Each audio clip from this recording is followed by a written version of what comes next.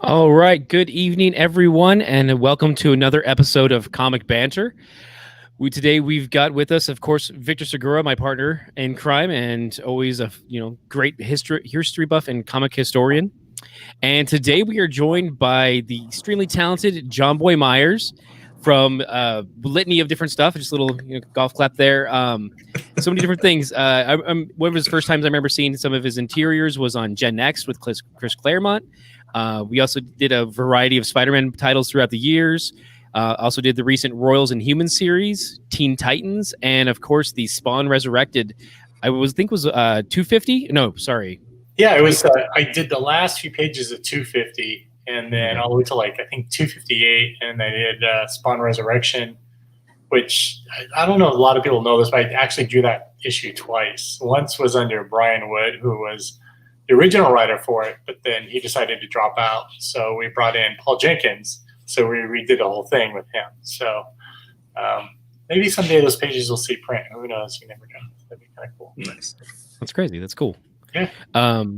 Yeah. And so each week or every other week, we try to come in and discuss just the things that we loved about comics in the 90s. And one of those things is definitely Marvel trading cards and trading cards in general. We've already done Marvel. We've done a good amount of the Marvel Universe Series 3 from 1992. We're jumping tracks a bit because we're going to try and see what other sets we can kind of get into, see what else is out there. We definitely want to try and come back to Marvel Universe Series 3. We're planning on that. Also, we're trying to get to affiliate status on Twitch, so we're going to try and get as many followers as possible. So definitely don't forget to hit that follow button. We're going to also try and do some weekend streams so that we can get a few more hours in to meet those needs on Twitch. And yeah. So, Jonboy, I know we talked a little bit about it off air beforehand. You collected some Marvel cards throughout the year? I collected them all, like you guys. The 90s was like the big heyday for everyone to collect, right? Like everybody collected. And if you were into comics, then you probably would collect comic book cards, and there was tons of those. The Marvel ones were the best. The DC ones were not that good. I remember they had the weird, cheesy, airbrush borders, and it was just really odd. If you remember those, they're like, man, these look whack. They're pretty bland. Yeah. It was kind of that's what is it? A Honda Civic versus a Ferrari. You know what I mean? It's like, oh yeah, Hondas are great. It's like, hey, I'd rather have a Ferrari. But I collected everything too, like you guys. I collected toys. The McFarlane toys are really big. Everyone wanted those, so of course we all collected those. And then cards, and I was big into Fleer basketball. And I think we talked about earlier, was it Fleer got the license finally to do hockey, and we all went crazy for it. And I bought 30 boxes of them like an idiot. Now I have 30 boxes I can't move. I'm stuck with them.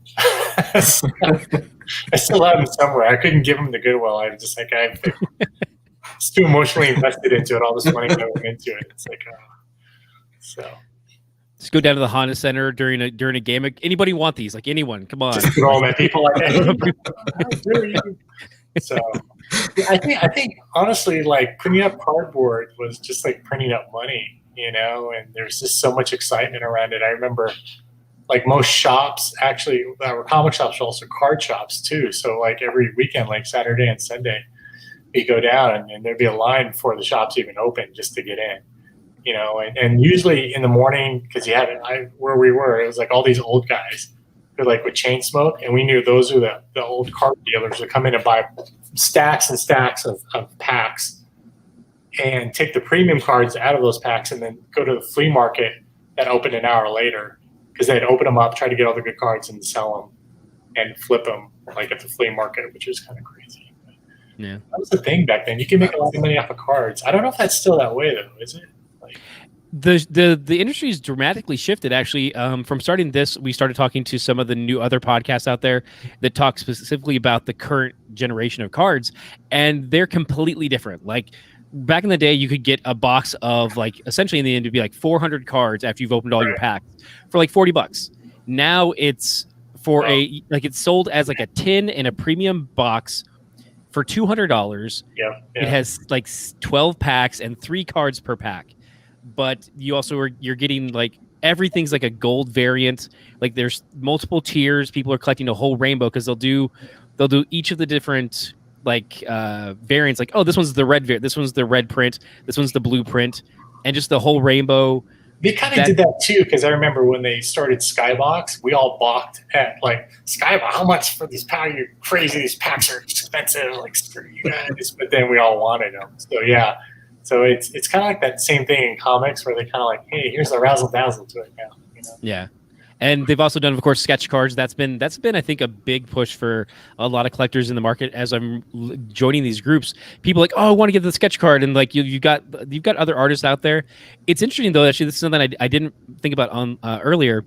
Right. Is that some of your stuff has ended up in there because of not the sketch cards, but like I want to say a Nightcrawler masterpiece.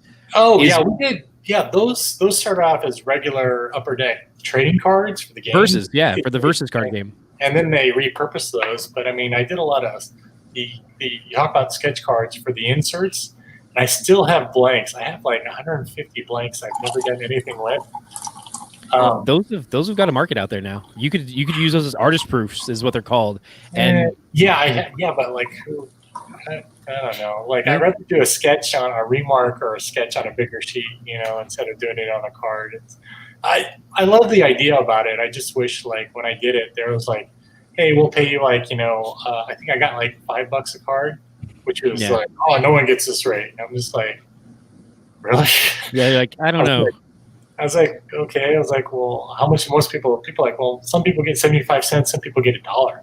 And I'm like, $1 for a sketch card? So you have to do 100 sketch cards to get $100, and then in return you get, like, I think for every five you do, you get one artist proof or something like that at the time. And it just didn't sound like a really good deal, because it's just like, well, then how much of these packs go? Well, these packs go for this much, and we're selling the sets for this much. And it's like, you probably pay the artist, you know, a little more, because just like, you know. That's how I always kind of felt weird doing it. Not to say that I wasn't opposed to the idea. I don't want to poop. I always sound like it's my old man card. I always hate everything now. Once you're over 40, you have to hate everything, right? But it just seemed like, just like, man, who is this a good deal for? It's a good deal for the people buying the cards, because you get these really cool pieces of work that are worth quite a bit. It's just, I don't know what the aftermarket is on selling the sketch cards. They used to be really good. But then you sell them to fans, people who say they're fans, and they give you this like song and dance that they're poor, and they love your work, so you give them a deal on it.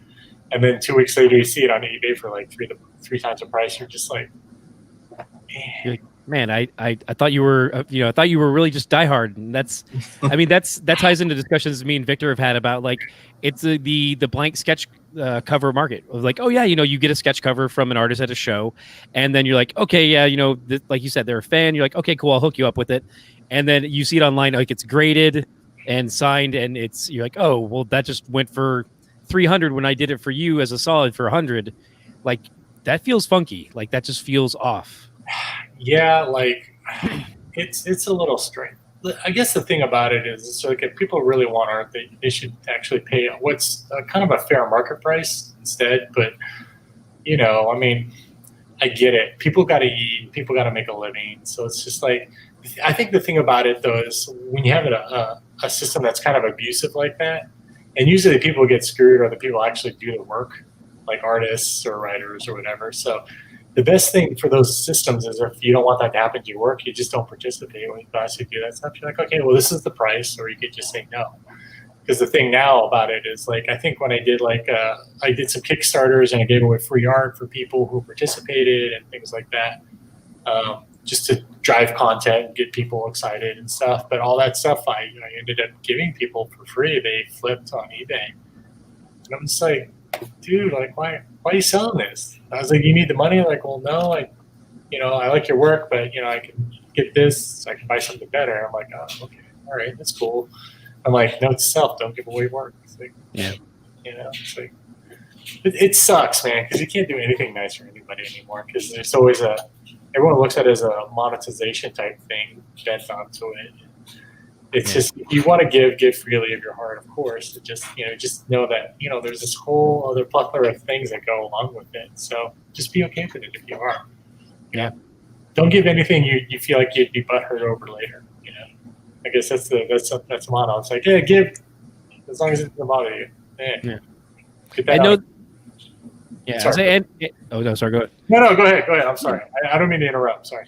No, it's okay. There's always a delay. So, and sometimes too, like there are those rare cases. Like I have all my Comic-Con sketches in a sketchbook because it's all bound together. So I'm like, I hope that when I hand that off to someone, I'm like, oh hey, this sketch is going to stay in there, so it'll be right next to, it's going to be right there from Joey Mason, the Sean Galloway, the Jonboy Myers. They're all in there together. Like that's that book. Like it's so that the artist knows that it's like, this isn't going on eBay. This isn't a sketch cover. Like, you want someone to know like that you're in love with their art, and that's like I mean, that's part of that fandom. I mean, it takes all kinds, but still, like you. Yeah, I mean, I love. I used to do free sketches all the time, but then I kind of figured out really quick, like people turn around and flip those. But if people have a book, it's a little bit easier. I'll say just leave it here. But then once people find out I'm doing sketches for free, then there's this big long line of people guilt you, like, oh, I see you do his book, I do mine. I'm just like, oh man, can't live anything down. But I think there's I always try to do something. Like every show, I'm like, okay, my goal is I'm going to do 10 free sketches, and then once those are gone, that's it. Not doing anymore. It's kind of crazy though, because I like the idea of people having their own sketchbooks and bringing them to shows, because it's kind of like I call it like a time capsule of awesomeness. It's awesome for the guys who own the books, but for the artists, who like flip through the books and then you see your art from like 5 years ago and you look how sucky you were, and you're just like, oh. Then you feel guilty, so you're like, you know what, I have to actually do a better job on this. I'm so much better now. So like, look, just pick this up tomorrow, man. Because I gotta do something better than what I just did. Okay, I'll put this away. That I wasn't gonna. Never mind. Oh no, like, you know what I mean, though. Like you've heard that so many people are like, oh my god, this thing's so horrible. Oh my god. We've had that conversation with a few artists already. The same exact thing, because we'll have sketches from one artist, like multiple. And they'll look at they'll do the exact same way you look at it. You're like, oh my god. It's bump into an ex-girlfriend at like a public place, and you're kind of like shoved together, and like you don't know what to do. You're like, hey, it's so awkward. Like, oh, how you doing? Yeah, it's good. But from the fan standpoint, like I know I speak for Ken at like this. Like when we look at that, we're like in love with it. Even though like you guys you're going to be your worst critics. Like we love seeing the evolution, because we fell in love with like your style early on, and then just to see you guys evolve and still be consistently amazing. Like we love that, and we love seeing the evolution of the artwork. So, thanks. That's the way we've always seen it. Like we've seen it with your artwork. We've seen it with a number of other artists that we talked to. A lot of those artists have already been in the show. Like their artworks evolved, but it's like we fell in love when they were early on, and like their artwork was already fire back then. This is like 10, 15 years ago. But you look at them now, and it's like, whoa, like they've evolved so far from that. But you look back and you're like, that's so great to see that they were good then. They could only get better from there. So like you're definitely one of those people. Yeah, thanks, man. That's really nice to hear. Thank you. Like it makes me want to do more sketches for people, and it's like I've kind of dialed back on a lot of that, but I feel like maybe I should try to do more for people. It's always kind of weird. I think the whole flipping thing, like for a lot of us artists, because we always talk about it, kind of ruined it for a lot of us, because we're just like, I just don't do it anymore, just because it's just like, because it's about it kills it for that person because you have a connection or you like them, and then if you see it up there, you're like, oh man, you get a little teary eyed, like, oh man. Yeah, no, like from a fan standpoint, like we definitely feel like, dude, like these people are ruining it for the rest of us, the reseller, the flippers, like they're always doing that. Like Ken and I, like we're always in it for the art. Like, oh, are you gonna get that to someone? No, this is mine. How do you get around that? I mean, like, what's the best way to still try to do sketches, but then try to make it a little bit more fair? Like, I don't know. Do you do a raffle? Or you just do like, hey, keep it on the DL? Like, I mean, for the most part, I kind of learned this from going to so many cons with Ken, is like you create a rapport and a relationship with this artist, like to the point where they remember you and they know you're a fan. And so you don't want to take advantage of, how nice the artist is and what they're providing for you. Because I mean, you see all those artists online where people don't understand that what they're doing is a career and that's how they make their money. And like they think like it's just a drawing. Like, why don't you just give it to me for free? Like, Ken and I understand, like, one, it's a talent, and two, the amount of work that you guys have done to get to where you are. Like, that's a skill. That's something that Ken and I can't do on a daily basis as much as we would love to. But like, we've grown up in this world that we respect the amount of work that you guys have done. So like, it's a passion and a love for and respect for what you guys do. So like, we're willing to, like, if you can't give us a sketch, that's not going to hurt us. We understand where you guys. It makes me feel bad now because like, if you guys see me in a show, I promise I will do a sketch. So that's Jonboy. Honestly, you have nothing to worry about from. No. I don't mind because like, you guys have supported me since way back. But I think the thing about it is I'm always trying to figure out, like, talking to my wife, like, hey, what's the best way around this? Like, she's like, well, you can open it up just on Sundays from this time to this time, and whoever shows up, you just open it up for like 20 minutes, and whoever shows up for it gets it, and then that's it. And I'm like, oh, that's kind of a jerk thing to do. She goes, well, hey, if they really want it, it's free. I'm like, yeah, that's true. Yeah. And honestly, like, Ken and myself, because of the way we feel about it, like, we're willing to pay. We're the type of people that we're willing to pay, like, if we want a good sketch. And I get where you're coming from, like, but like, that's how much we respect and we love the talent. Like, we're like, no, you guys earn this. Like, we're willing to fork over cash for it because you guys, the skill deserves that. That's the way we see it. Yeah. I think, like, I usually do like sketch covers or stuff like that. I don't do so many 11x17 or 9x12 commissions anymore just because I'm so busy. But it's always nice to try to be able to do those. But I mean, you think about an artist's time too. It's like, your time is money. So if your time is spent working on a commission, the rate should be similar to what you're getting on a cover, or a pinup. And a lot of people have a problem with that because it's like, well, I don't have that money. It's like, well, if I'm not, taking the time to do this, then I have to do a cover and I get paid this. So I have to try to do something to meet something in the middle. It's tough, man. Oh gosh, there's no easy way around it. But No. I think maybe next time for a show, maybe I'll take a day where I just sit down on a Sunday and just do like 10 sketches that I think are kind of cool, ink them up really fast, and leave them in my book. And then come Sunday at a certain time, like, anybody who wants to sketch, that's like, there you go. And that's like, definitely a good plan. To Ken, to Vic, not to me, and then there you go. And then that's it. Yeah. And I'll write it in ink so you can't erase it, and then that's it. Maybe that's the way around it. You know what I mean? Maybe that way everyone gets. Absolutely, personalization is one I think is something that definitely should be on there. Just be like, especially if it's something that you're doing just as a gift, so to speak. Like in that case, like, no, it's going to be personalized. Like I've got stuff that I will never part with, and it's like some of them are personalized, some of them are not. I'm like, they're still staying with me forever because like this was that moment where it's like, oh hey, I saw you at the previous con, and this one you're just wandering around with some friends, and I'm like, oh hey, what's up? And then like, oh yeah, I'll just throw down a quick sketch on this little table that's aside for people to eat at, and like that's that memory, like that's always tied to that. That's a good idea. Yeah, I think maybe I'll do the little sketch thing and then personalize it. That way it's like, it's good. And if they don't want to personalize it, I'm like, okay, well then now you're like, no, I don't like to personalize. I'm like, oh. Dun, dun, dun. Yeah, we got some. And I mean, on that note of talking about different things to give away, we actually do have a giveaway that I'm mentioning now. I've got a preview image for it in just a bit. Before we jump into I'm going to jump back to that. But one other thing I want to talk about is we were talking about cards in the '90s and stuff. Yeah, sorry. And a lot of it, you jumped way off. But hey, that's what the show's for. It's supposed to be free for them. It's called comic banter for a reason. Right. There you go. And some of it is, to me, part of we were talking about how much they just put out of cards. And in that regard, a lot of it was because they were essentially trying to get new readers. They were trying to bring in more people to the fandom. And I think that's something that was lost later on in the late 90s and then the 2000s. They weren't trying to drive new readership. They were trying to maintain and boost up existing readership. Like, okay, well, let's try they pushed for more adult stuff.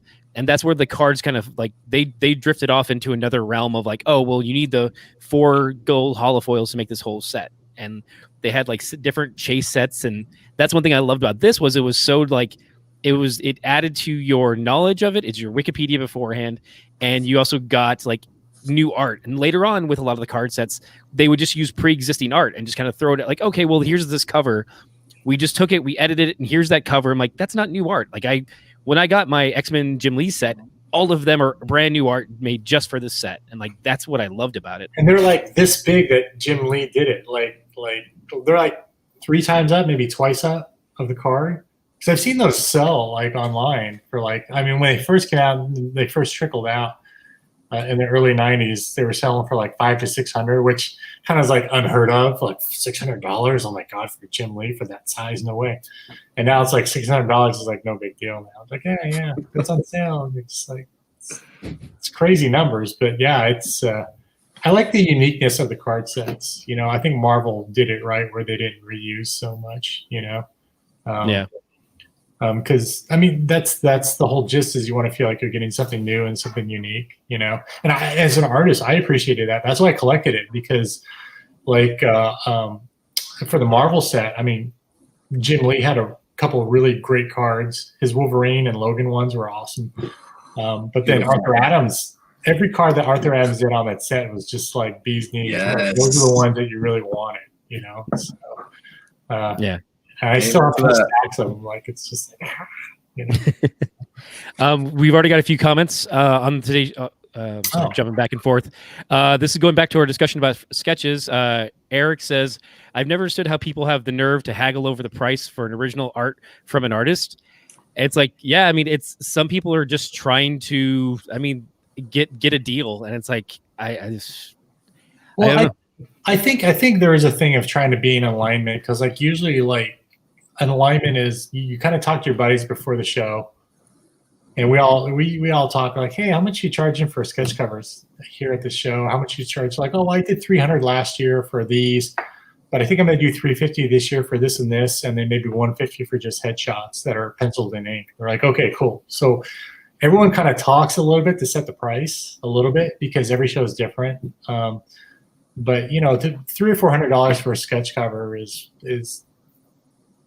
depends what you're getting, but like for like maybe for a full body to like half body is pretty reasonable. And like anyway, for the guys I know who do it. So you know, so if you know, but then you have your guys who are like Adam Hughes or like Jim Lee or somebody, of course, you know, or Jay, you know, Scott Campbell, you're gonna pay. I mean, that's like, hey, you know, yeah. Regardless of what it's drawn on, it's gonna cost you. So but I think for everybody, it's a little different. And the idea of getting art is something unique to them. But it just, for me, you want to be priced reasonably, but you don't want to be like, man, you're on drugs, man. Like, you know, you don't want to be drinking too much Kool-Aid a little bit. Unless you don't want to do anything. Unless they want to pay you a crazy price to do it, then you do it. Yeah. And I think there's a lot of artists who try and make some adjustments there. It's like, oh, well, if you just want a headshot, like, okay, that we can work with you on.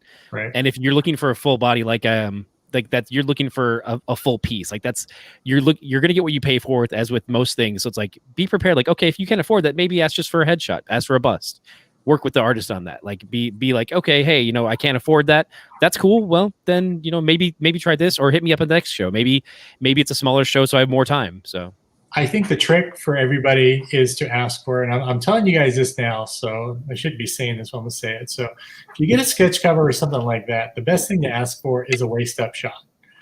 From the waist up, because you're going to get some arms in there, you're going to get more movement in there. If you ask for a full body, like, thing might be a little dinky, depends how big the logo header is. It's really hard to work around sometimes, you know, because you have to go over the logo. That's where it starts getting to be like, okay, we can all do waist ups. It's pretty easy. But then when you ask us to do full body, things are going to be a lot smaller. And then the artists, for us, we have to fill sometimes a little bit more creative to fill the space around it. Because then if you're having a character flying, okay, if I do this, you don't want to repeat the same poses that you've done. You want to do something different, you know. So usually if you do waist up, you're going to get a nice big shot that's going to take up that page. And it's easier to kind of compose a shot that way, you know. And faster too, but you know, if you have to have a full body, it's totally cool. We'll take your money. It's okay. So yeah. So yeah. Nice. And one thing we want to mention today is thanks to Jonboy, we actually have some of his Venom 28 secret variants that we will be giving away. He's actually sent us a couple of these, quite a few. So what we're going to try and do is for this episode, each of us will pick our favorite comment throughout the show, and that person will win a copy of the Venom 28 secret variant that Jonboy did. And we'll go ahead and I'll get them mailed out. If you're a local viewer, I can try and meet up with you at another time, and we can try and get that over to you as well. But each of us will choose one comment throughout the show that we thought was hilarious, or we really enjoyed, or we appreciated, and we'll be able to get you one of these secret variants. And we're going to have these a couple times throughout the series of the show because I've got quite a few of them. So I want to get these to the fans. Oh, that's cool. But, make sure you guys keep at least one copy for yourselves, man. I mean, I don't know what you're talking about. This one might have already been kind of unheard of. Yeah. Well, I tell you what, I've got a lot of Snake Eyes ones. So when the Venom ones run out, just hit me up. I can send you out some Snake Eyes ones. So we'll do this again later. So you doesn't have to be with me, but just want to support the show. So just let me know when you want some. Like, hey, let me know what those Snake Eyes. I'll bundle up 8 or 10 of them and just ship them out, sign them, and send them to you. So. For sure, I'm happy to have some Snake Eyes stuff to be given. Yeah. Get that fan interaction. When you watch the show, you get free stuff. So I've got a comment from MJ Rolow. Oh, thank you. Thank you for the giveaway. Favorite comment wins. I mean, yes, thank you for commenting. I'm not sure we can give them away just yet, but please keep those comments coming. Kenneth Snake Eyes. He's all like, oh, yeah. Yeah, and there's two versions. There's the Commando version and the classic. It's great. Ooh, the classic is beautiful. Yeah, I'll actually send you an assortment. So actually, for each of you, I'll send you your own set, so you don't have to And then for everyone else, Thank you, Jonboy. Maybe 3 to 5 or something like that of that. So it's yeah. I think it's good to have stuff to give away to your. To viewers, it's always about that engagement and building the audience. So it's always nice. It's like, hey, just make a comment, dude. How hard is that? Yeah, very true. Join in on the discussion. Yeah. So we're jumping in. We switched gears this episode, and we're jumping over to the X-Men Series 2. So it's interesting with this set is they actually did it alphabetical, and they just hit you with Archangel right off the bat. It's a Brandon Peterson Archangel. The format that's interesting about this one too is that all of the files, all of the the information on the back is all written as if it's a file from Charles Xavier, just kind of his thoughts on Warren Worthington, what was going on in the 90s, due to his loss to his wings, XYZ. It's kind of an interesting new format. I've seen the different card sets we've gone through, how they either set up a quote. This one has the DNA analysis, and then I just found out I have a pointer. In the DNA analysis area, you learned what their powers are. And you can see different things. You have also their point of origin, where they're from. Did the Jim Lee ones have a power rating on the back? I thought they did, right? Yeah. So actually, I did. I saved some of those just in case because I did have. Oh, sorry, I don't mean to mess you up. So no, it's okay. No, it's all good. It's the first card, so we're good. Yeah. So this is the series 3 of Marvel Universe, and you can see we've got power sets. It's a good Paul Ryan piece. Yeah, Paul Ryan. Yeah. And the first appearance and stuff like that. So it's different card sets try to do, put their own spin on it. And it's very interesting to see how does each card set make it their own? We were talking about the DC ones previously, and those first few sets that was also done by Impel are a little bland. They're not, I like some of the concepts. They do some legacy stuff because they have here's Jay Garrick, here's Barry Allen, here's Wally West. You have all 3 of those classic Flash characters. But there was definitely some design aspects that they decided, I don't know, wasn't quite there. But yeah, with our current set, they don't have those power ratings, but they do give us a little more art each time because it's you've got the headpiece, the headshot, and you have the back piece of art, them doing something else. And Brandon Peterson did a good job. It's very interesting too because it's this is again you're seeing points where the art goes out of the bounds of the card. You have this area here where it's oh, okay, they're breaking the borders. Yeah. I like the super sweet 3D X-Men. I was looking at that too. But yeah, I mean, these were top of the line. Honestly though, the Jim Lee ones and the border ones that you have, Arthur Adams one for me were still like head and shoulders above because it kind of had a weird '90s Patrick Nagel kind of pop art feel to all of it. And then this is where we're like starting to skirt into like kind of cheesy. The art's great, but the borders and everything kind of little like getting kind of cheesy a little bit, but still cool, but kind of cheesy, you know? So, yeah. But I mean, this is the '90s, so anything goes. Like you can foil stamp it, you can do all kinds of stuff, and it's okay. It's '90s. It's like, yeah, it's all right. When it comes to like the cheesy or off center stuff, I think this has been kind of a trend for our series. We kind of tend to blame it on the interns. It's just like sometimes you kind of think like you had so many creative people involved. Like, why the last minute did you decide to go with this angle? And it's like, no, let's just blame it on the interns. You know what it was? It was like, everyone stop the presses. Look what Jimmy did. He made a 3D ball. It is the '90s. It's like, oh my gosh, it's like it's coming at me. It's like that movie Tron. Did you guys watch Tron? Well, no. Like, Photoshop is really starting to come into its own a little bit. We can do because this is all computer colored, I think, or maybe airbrush colored with. It looks actually airbrushed. So this is actually Paul Mounts again. Paul Mounts, which airbrush. Yeah, we talk about this because we were talking about the intern and Cream saying, "Oh snap, our favorite intern got fired." This is Skybox. This isn't Impel, so it's like this is a different team technically making these card sets. I don't know. I mean, I definitely would. I mean, I'd love to. If anyone who used to work for Impel or Skybox wants to be on the show, let us know. We'll have you. We want to hear the dark stories of the card years. Like what how they thinking? They're like, we have like 3 things we can use. We got to use them on these cards. I don't know. So I'm sorry to interrupt, man. I just no, okay. That's what it's for. Creamstain seems like the least aerodynamic flight position to man or bird.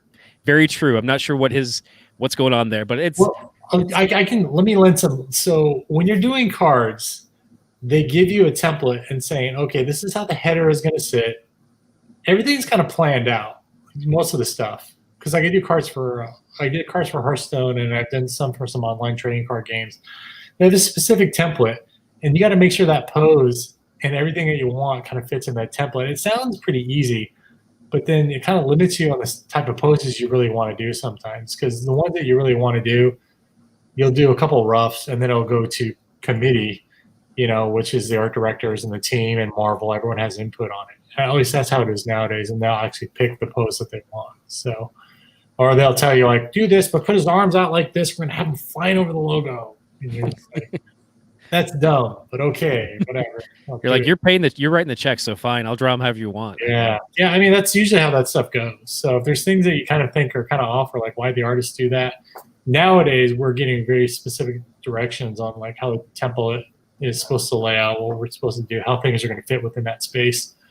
But then, you have a whole other team too. I don't know if like people at Marvel are weighing in on this or not too. So usually if it's art and it's a brand like, X-Men or like potato chips or Doritos, there's always somebody, an editor or someone in branding, who's kind of putting their input on it. So yeah. Cream says, thanks for the insight. Much appreciated. Yes. They put the FU in fun. So yeah.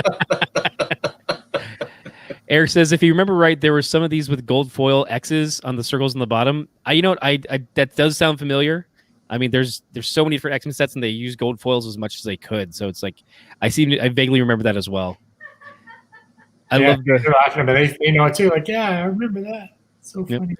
Yeah. I love the semi mullet too on Archangel. They're like, it's the '90s. Let's just go with it. The '90s. It was cool to have a mullet and look cool because Superman had it too, so it's okay.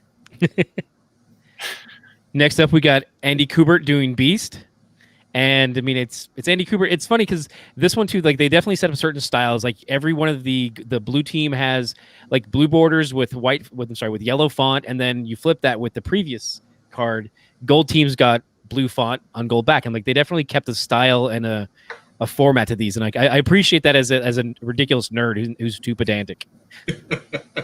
I didn't even notice that. I'm like, oh, they did blue.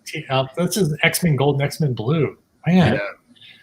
Wow. I like that little thing is like why I know like that. It's one of the reasons why I know Ken became my best friend. It's because I did the same thing when I was in the '90s. I was like so like nerdy about these cards. Like paid attention. Like, oh, what a coincidence! Like all the blue ones happen to be the blue team. And so it's kind of nuts that they threw in those little details and stuff like that. It's kind of cool.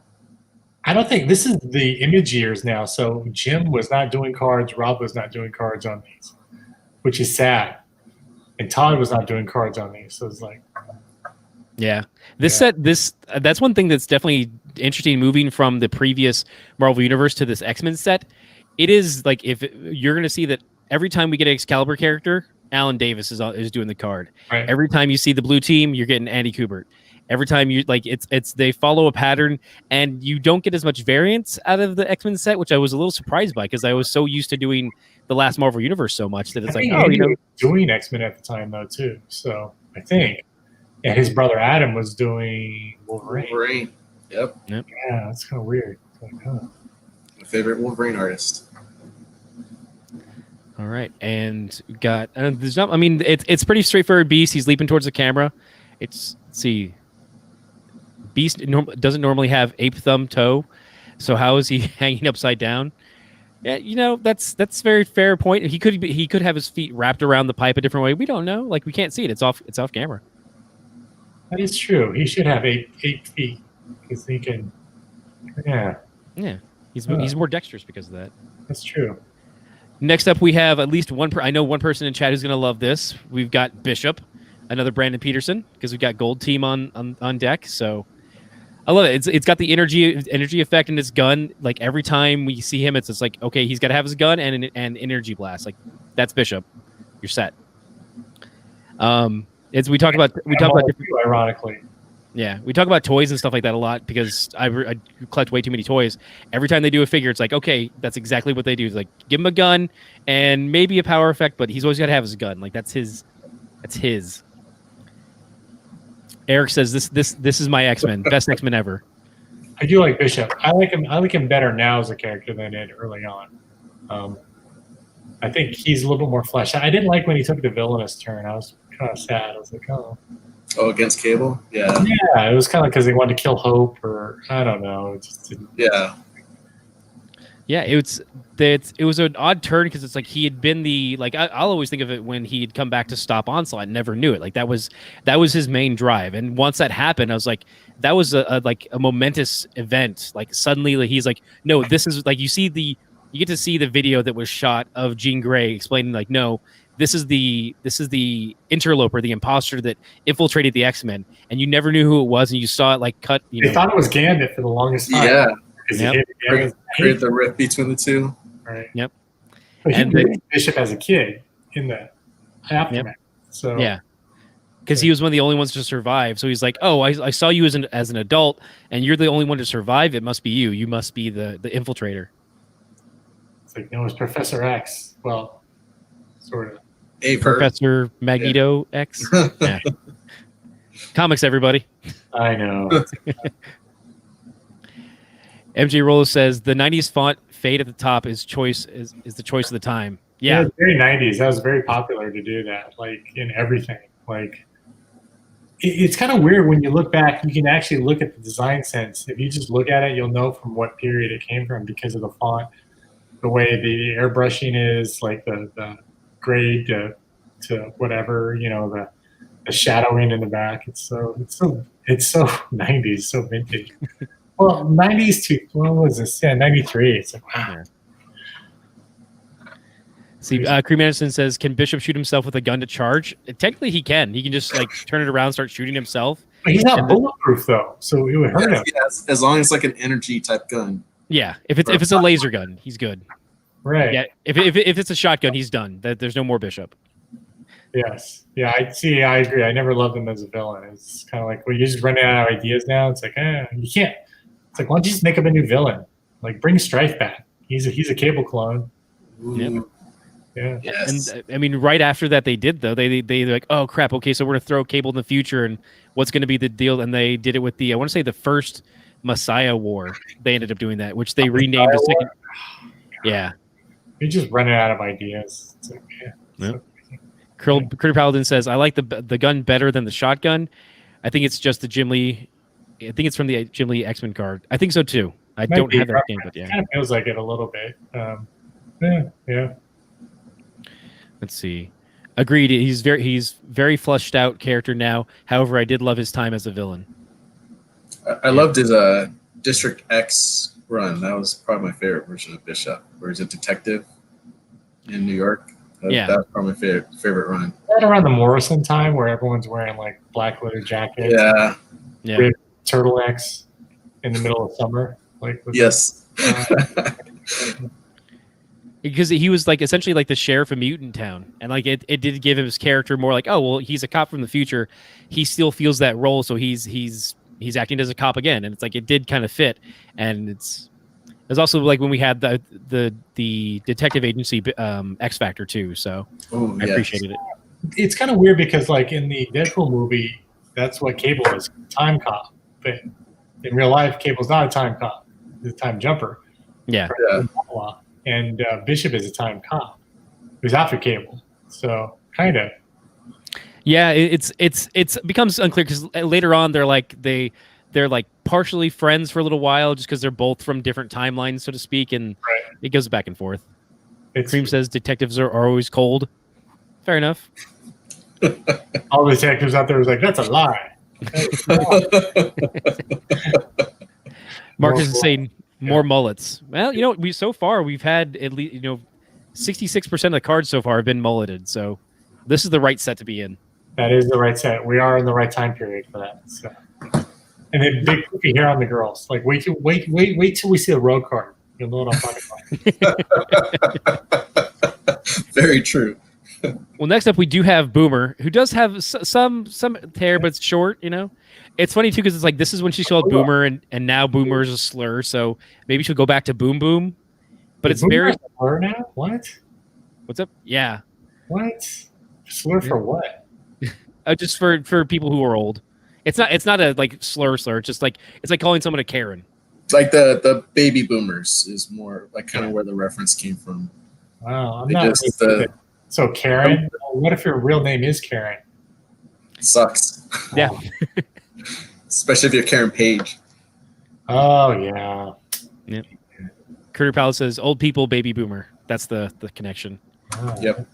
Okay. But I mean, didn't you mention? Sorry, this is Greg Capullo art. Which, by the way, anyone who's following along, definitely you can also look at I've added their Instagrams whenever I can, so you can find the artists on your own right here in the top.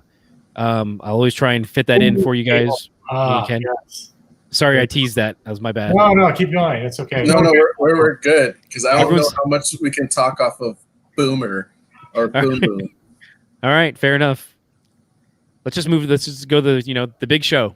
Greg Capullo. The same card, right? It's all black, kind of faded black.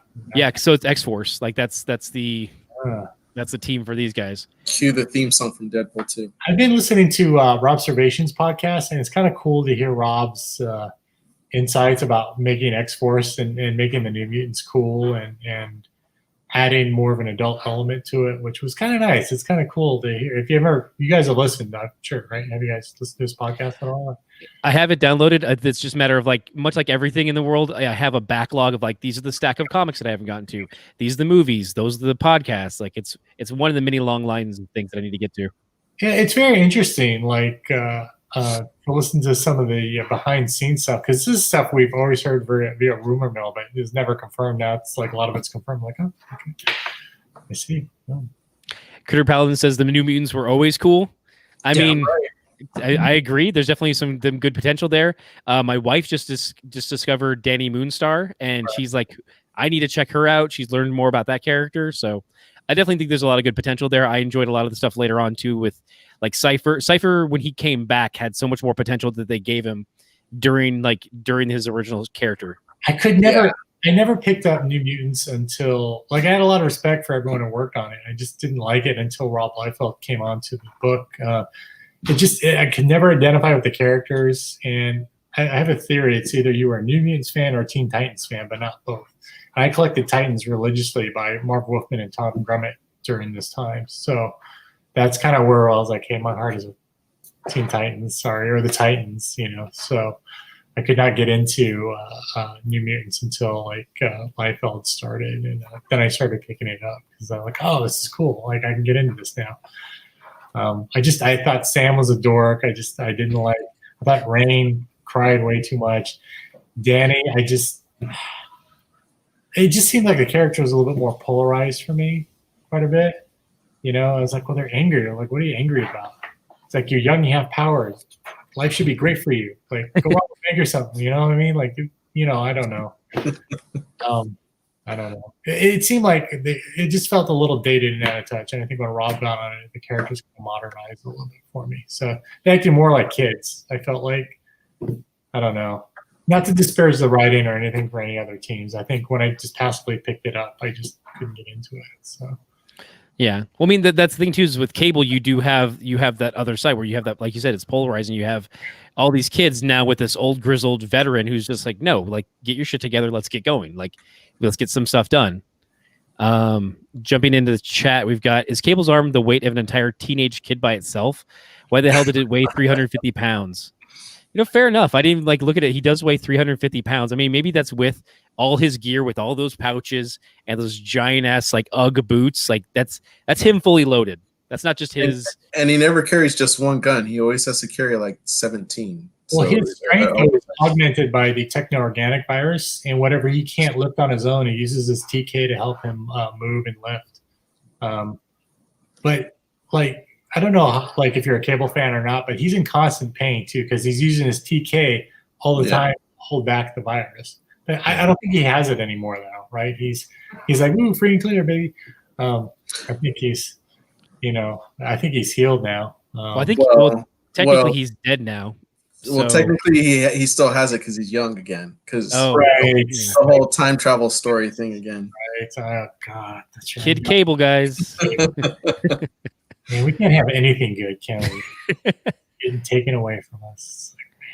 Cruder Paladin said, angry about being hated and feared. Like, yeah, they definitely had it. That was their jam back in the early New Mutants. Well, I think all mutants were that way though, but I think the thing about it is how do kids process that differently than adults? I think that's for the New Mutants thing. It just was too much angst and not enough relatable action for me. Some of the characters didn't. I just couldn't relate to them. You know, I mean, usually when kids are hated and feared, some kids kind of like that. They say, well, it better be feared and respected than loved and adored, and they would use that to their advantage. You know, either gain power to do these things, and that was, I don't know if that was ever explored within that series or not. It just seemed like in X-Force, it was a bunch of kids who just kind of got tired of it and wanted to make change on their own. So that's what Teen Titans was about, was kids doing adult things. And that's the thing that I think Rob, being a Teen Titans fan too, kind of clued in on. I was like, hey, look, they're kids. They should be doing adult things. They want to make real change in the world. They're tired of like, oh, we'll give it to the X-Men or give it to this. Yeah, they were child soldiers, but they wanted to enact change on the world. That's what youth wants to do. That's how kids always do it. They always want to enact change. So that's why it resonated so much to me. It felt like Teen Titans. You know, it's like, cool. Yeah. Anyway. Kareem Anderson saying he's easily pushing 420 fully armed with weapons. Fair enough. I don't know. It's 350 there on the card, man. I got to go with the card. I think that's weight. I think that's regular weight. Doesn't seem like the intern wrote the data this time around, yeah. So we might be okay on the facts that are on the card. You know, he's from the future, so plastics are very popular now for weapons, you know, and ultralight metals. So there you go. Right? Streamline, yeah. Yeah, it could be. He is from the future. Yeah. And you know, I almost feel a little bad for this next card because you just disparaged Sam, but he's next. Gary. Cool, and see, Sam is completely more relatable now. He's like, oh, cool. He doesn't look like somebody I could beat up. You know what I mean? So, which is good. You know, he looked just very awkward, very kind of. He grew into his own. You know what? If you said draw a picture of a redneck guy who lived in the South, a picture of Sam would show up. You know what I mean? You don't want a character to look like a character. You want him to look like a character. So, you know what I'm saying, right? Yeah. Like, come on, man. Like, yeah. I do. I find it funny that in all this, like neither his back picture nor his front is he showing his legs. He just doesn't have a lower torso as far as Greg was concerned when drawing this. Which is, I mean, that's definitely to the point of to the character. It's just kind of one of those funny things where it's like I think about the toy that they recently released, and it's just half a figure. It's just half a figure with an explosion. I'm like, that works. No legs. That's what they did. Yeah, yep. He's just like he's the upper torso, and then the bottom half is a blast piece. And no alternate legs to attach to it or anything. Yeah, that's the whole figure. Everyone's like, we're gonna save so much money on plastic. Do it. Make more of these because we save so much more money on plastic with a bigger profit margin. Do it. It's crazy. Yeah. That is one thing too. Eric's talking. Oh, Eric's saying here, Sam got much cooler when he joined the big dogs. I'm sorry, the big boys and girls on Uncanny. Yeah, definitely. That's like the Joe Matt era, which I really love. But he started to become his own, and there was times where Cable would talk about how he's the lead. He was trying to train him to be the leader to take over for him should anything ever happen to Cable. And they definitely did develop Sam more in the into the New Mutants and into the X-Force, and further down the line, he got more and more story. Yeah, everything like the whole X-Force line leading up to him joining Uncanny X-Men, like you got to see him evolve, like you got to see his progress and him graduating, like that one X-Force issue where he graduates to the X-Men made sense because if you were following along the whole time, you got to see that progress and you knew he deserved it. So it was really cool to see him just grow into his own like that. Let's jump back real quick because Kareem had a comment about Cable. Without gunfire coming back at him, he looks like a lone shooter in his card. That's fair. It's just him, and there's just one hand like crippling from the fire. And he's just like, "Oh, so is Cable the aggressor here?" Like, yeah, Cable is. That's fine. It's the. I was gonna say it's the. What's the name of the church that's like anti-mutant that I can't think of suddenly? Oh, the their thing, right? Redeemers. No. Hey, I gotta use the bathroom. Is that okay? Are we allowed to take bathroom? Yeah. You totally allowed to do it by break. I'll be right back. All right. Are you thinking of the Purifiers, Ken? Purifiers, yes, the Purifiers. Thank you. I was trying to think of the name. Would not come to me. So we're jumping around. They're in the same vein as Red Skull in my mind. I hate them. Yeah, absolutely. Did give a good story too, because we're talking about young heroes here with New Mutants and stuff like that. It was a great storyline during the new X-Men when it was the newer. It was like Surge, Prodigy. Yes. It was the Craig Kyle and Christopher Yost stuff. That stuff was amazing. I love it. Or didn't we get we got early Mark Brooks during that run, didn't we? Yes. Mark Brooks on some covers and and interiors. Yeah, he did like an arc or two of interior. I remember during that. That was early on. But yeah, that was great. Cream Anderson said he's not indestructible, correct? He's got to be shattered bones, each contact in the Sentinel piece. No, he is very much indestructible when he's in his blasting form. When he's got like an aura that comes around him, so to speak, that just kind of protects him as he propels himself forward. And he is essentially indestructible. And Marcus says it too. When he's blasting, he just does. It's his mutant power. And like I said, it's kind of just an aura. Aura? Yeah, he's in it. So, yeah. Does it say that on his powers? Or is it, no, just people in chat are talking about how he's like flying through the Sentinel like he does here in the photo, that he should have just been shattered bones and goo. Like, no, he's just says he creates a blast field that enables him to fly, and that's about it. But yeah, he had that aura. He was an external too. Yes, you're right. Yes, he was an external, which is now not a thing now. So yeah, even though they brought it up recently in Ten of Swords, they brought it back a little. They killed all to like power some gate now. They're like, yeah. So they kind of they brought those specific ones back, minus obviously the X-Men related ones. So they're in play, kind of, not really, but sort of, yeah. Critter Paladin says cannonballs wouldn't be quite as effective. If they shattered when they hit something. Yeah, true, fair enough. You're not wrong. Yeah, stepping away from X-Force, we're gonna move over to Excalibur with Captain Britain. Hey, here you go. Alan Davis. I mean, it's classic. Every time this is when I think of Captain Britain, this is who I think of is Alan Davis, and that's with good reason. It's funny. Yeah. His powers is non-mutant hybrid, flight and super strength, focus through costume. Oh, he's not a mutant? I thought he was a mutant. No, yeah. He wasn't a mutant. He is now, okay. though, right? What was that? He is now, though, right? I don't think he's ever mutant. He got his powers because of, was it Merlin and his daughter?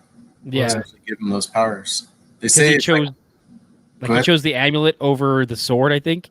Right. That's part of one of the storylines is because they've done it with other characters since then, and also part of like the Captain Britain multiverse that there is that they're given it, they're like the protectorates of Britain, and they are given a choice between the sword and the pendant, and how they choose to protect is like that's part of that essentially that quest, and that's how they're getting their powers. But both his sister and his brother are mutants. Yeah, which is weird. It's like, oh, you got the short end of the stick. He's like, oh. And him and Betsy are twins, right? Supposedly. She's Psylocke again. She's normal again, right? She's no longer. Yeah, she's back to being her original British self. Interesting. Okay, so Quanon is now Quanon, right? But I think Quanon's going by Psylocke since Betsy's going by Captain Britain. She's a current Captain Britain. What? What is Brian then? He's gone. Or he was controlled by, he was controlled by someone. I want to say was it Morgan Le Fay? I think he's recently controlled by Morgan Le Fay. And that's when Betsy had to take over for him. Gotcha. So it's kind of like the whole Thor thing where like he's not worthy anymore, and so she's basically taking his place. We can't have anything cool. Critter Paladin does confirm that it was magic. He says the headshot in the back doesn't look like Davis. Yeah, I mean it's pretty simple, and that's fair enough. Again, the scaling of the card that you're drawing in is definitely going to be like you're not going to get as much detail, so I can see that, especially for Alan Davis. Like his stuff is so sprawling. Like it's usually these big vistas and stuff like that really pushes his art sometimes. And if he's kind of constrained to this smaller form, I can see where it kind of doesn't feel like him. Yeah, I think the thing about it is Critter Paladin. Like I think Betsy's more interesting as Psylocke to me than as Captain Britain. I guess the thing about it is like for us, you have to understand I'm fans from like way back. So like Captain Britain is always going to be Brian Braddock, Brian Braddock to me, and Psylocke is always going to be Betsy Braddock. And I just I kind of like that. Instead of just like, Brian getting controlled and now he's out of the picture. It's kind of like, you grow up with these characters, you love these characters, and then they're like kind of gone and kind of pushed aside. Kind of like, you know what I'm saying, Ken? You know what I'm saying, Ken. Yeah. And I mean, as anyone who's at some point, like I've discovered, like everyone kind of has their own personal headcanon where it's like, no, this is the era that I love the most. Like I will always love the Chuck Dixon Nightwing, and it's like they've gone on and done some other stories, and even his current run is out there at times, and I don't love it, but it's like my headcanon is still Dick Grayson in Bloodhaven, just like that was a very prime level. That was a defining run. That is Dick Grayson. That is like Ken Scott and Daniel, they created some magic on that book for it's just beauty. 75 issues, something like that. It was a long run. Oh yeah, and then even Devin Grayson did some good stuff to follow it up. But like by then you had Greg Land come in and different talent come in, and it's not that it's like the new stuff is bad. It's just not necessarily what I'm looking for. Like the Grayson story stuff where it was the not detective, the spy. I was just kind of like, okay, it's definitely so you can be like, no, I still want Nightwing in the blue suit with like limited armor on, and just like so he's the daring young man on the flying trapeze. Like that's my Nightwing.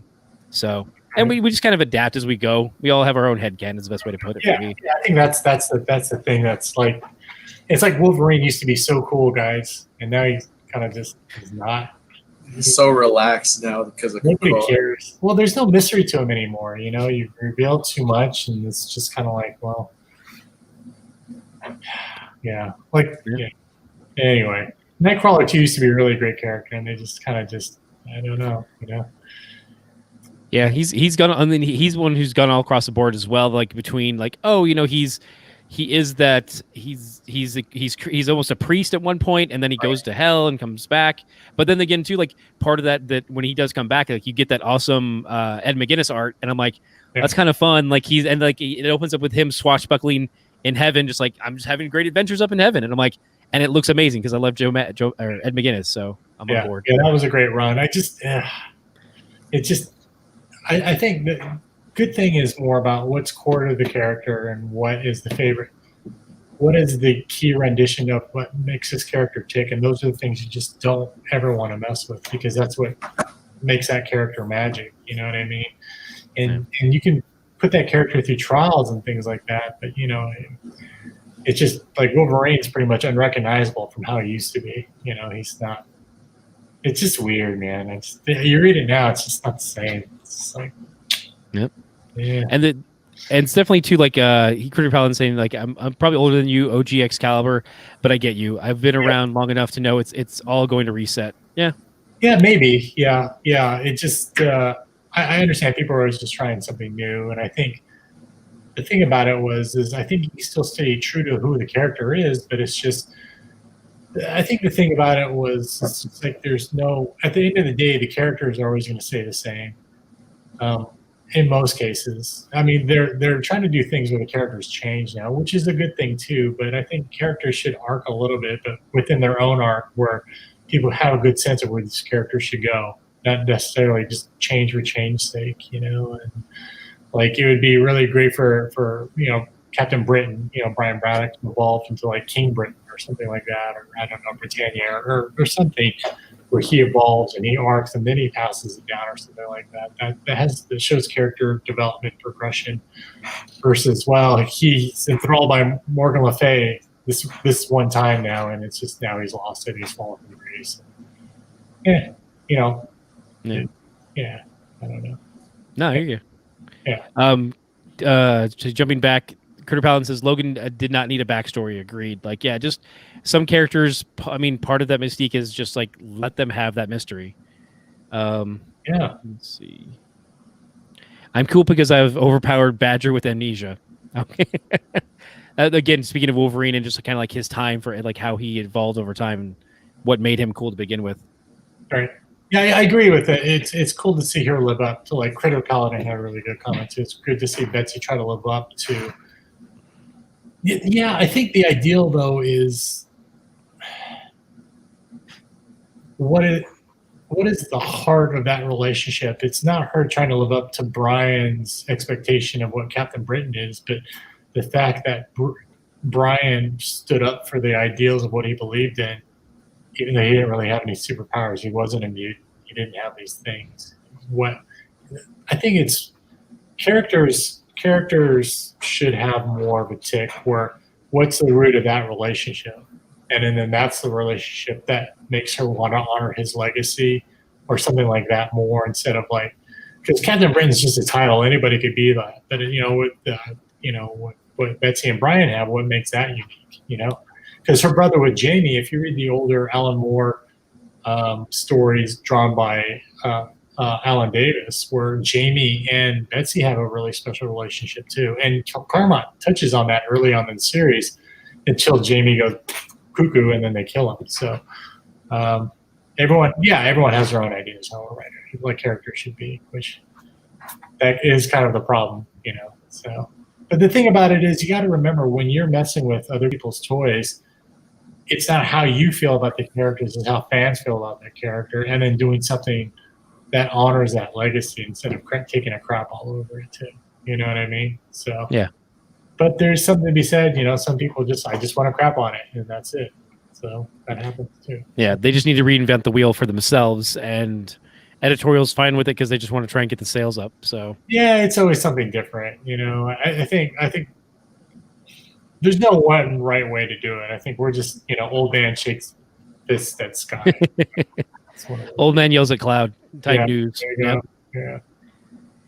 Anyway, okay, next card. Let's move on to the next. We've been on too long. No one cares about it. Yeah, let's step away from him to Therese. Is it Cerise or Cersei? Cerise. I guess Cerise, yeah. And we were Cheers. Why did We you? ran into the same thing with the Marvel Universe series. yeah. And it's and again it's like it's good. I like the sweeping character like arc and stuff like there, like the design. It fits the card. It's definitely good. It's again Alan Davis and but it's pretty kind of like okay, cool. Cerise? I don't know. Cerise? We are unclear about it. We think that because there is a character called Cersei on the Avengers, so we're like, I think this ultimately it doesn't matter anymore because when do we see her? Like, yeah, she's still even used. Is she Shire or what is she? Is she? I think Shire. That she was. I don't know. I mean, the hair actually hair is supposed to be feathers, right? Or am I going crazy? Yeah, I mean this looks like hair. She does have that same kind of style that you'd see on Deathbird or something. So I get the same vibe, Maybe. but I'm not even sure. I don't know. Yeah, it's undeniably Davis. Critter Paladin says. I definitely agree. Yeah, I think we've said all we need. Ken on Cerise. Yeah, I think so. Next up, another Colossus. I'm sorry, another Brandon Peterson Colossus. Another gold card. Yep. Yeah, I mean, you're gonna get every time. It's gonna be Brandon Peterson for the X-Men Gold, and it's always solid stuff. It's interesting though too, is like with some of the cards, like I think the Cable with Greg Capullo had more going on in the background of the foreground, and a couple of these are just kind of like, let me smash some rocks. Like, okay, that's good. Each artist kind of takes his own kind of feel. Like, okay, well, I'm gonna fill it up however I fill it up, and you get different takes. Let's see. Why does he weigh less than Cable? I'm guessing the shoulder pads. I'm guessing this is in his human flesh form. That's why it's lighter. He's actually technically hollow when he's organic steel because his head gets dented, right? Oh, I never thought about it that way. Because a solid object doesn't dent; it chips. So right, yeah. So like, that's weird. Like now, I had never thought about that. The idea that like there has been times where he's dented or like something. He's actually shredded his skin too at times, if I remember correctly. Like a chocolate bunny. Shredded it or shredded it. Well, I thought that he shredded the outer layer of skin, but I'm trying to remember his now. Arm, right? Yeah, that's like I picture in my head, but like I couldn't give you an issue number to save my life right now. So, Critter Paladin does confirm that she is Shi'ar. Okay, thank you. Is it Shire or Shi'ar? Oh, I have always said Shi'ar, but Shire could work too. What is the cartoon called? I thought it was Shire. Oh God, man. You don't have the clip, Ken? I'm so sorry. Pronunciations on stuff. You're like, oh. Like this whole time I was saying it this way. Yeah. Isn't it just a layer rather than being solid all the way through? It's like Shrek says, it's an onion. There's layers. There's many layers. Hollow, but at his core, he's hollow because usually when solid objects don't dent. You know what I mean? Like a ball bearing, like it doesn't really dent. You know, they chip, right? Yeah. The force causes it to shear off. Yeah. I don't know. It's organic steel. It's bendy. Science here, but yeah, I don't know. Yeah. We've got Cyclops by Andy Kubert, and hopefully I'm saying that right. I've always said Kubert, so if anyone's out there, feel free to correct me. Andy, if you're watching, please let me know. He's like, how dare you? Yeah, I mean it's funny because this Cyclops is very like it's interesting. I almost get a feel for it. Like I was thinking about the Eric Larson stuff where it's like it added so much dimension to it. Like his knee and his leg is so thick. It's like it's that forced perspective thing, but it's like it feels just off because like his foot is almost missing. I don't know. It's an interesting take. It's like he's trying to get a little bit of a feel to it that doesn't 100% come across. Critter Paladin says, I thought it was Kubert. Kubert? I guess that could work too. I don't know. Kubert, but it's all good. I'm sure. Yeah, that's cool. You never realized he was born in Alaska. Yeah, he was born in Alaska. He actually has some issues where he goes back to see his grandparents, I want to say, in Alaska as well. There's like a little airport. Well, when he's running thing when he married Madeline Pryor, that's right. They retire and they had their own charter thing from Alaska to stuff. Yeah, their own cargo thing. So, yeah. He said, Kareem says, what was in the pouches? Just lens wipes for his glasses. Weed. Here's a little alcohol. Weed. There you go. I'm just kidding. He's so wound up. He needed the weed all the time. Yeah. I think it's his backup glasses and stuff like that because he had different types of, like, he loses his visor, puts on his shades and stuff like that. So, yeah. I know it wasn't a personality, so. Damn. Critter Palin says snacks, just various snacks, some beef jerky, stuff to give out to the other guys. Like, you guys hungry? I got, yeah. I am the leader. I gotta make sure you guys are fed. Yeah, it's part of the power bar. Jumping back over to XForce, we've got Domino. I love this card because it's like I was talking before. Like she's got like it's got good posing. I love that there's actually a little bit of background, even though it's blacked out. You still like, oh, that's an abandoned warehouse. Those are crates. Like there's so much there with this little space you have. So awesome Capullo art too. Yeah, I love the inset card too. Her face is very. It looks a little almost a little Joe Maddie, which is, I mean, in that time frame, like they're all working like together and stuff and seeing similar art. So it's like that inset card for her profile pic looks a little Joe Maddie to me. So, yeah. Is Domino still around? Is she still part of the X-Men? Yeah, she's actually currently on the current version of X-Force. Okay.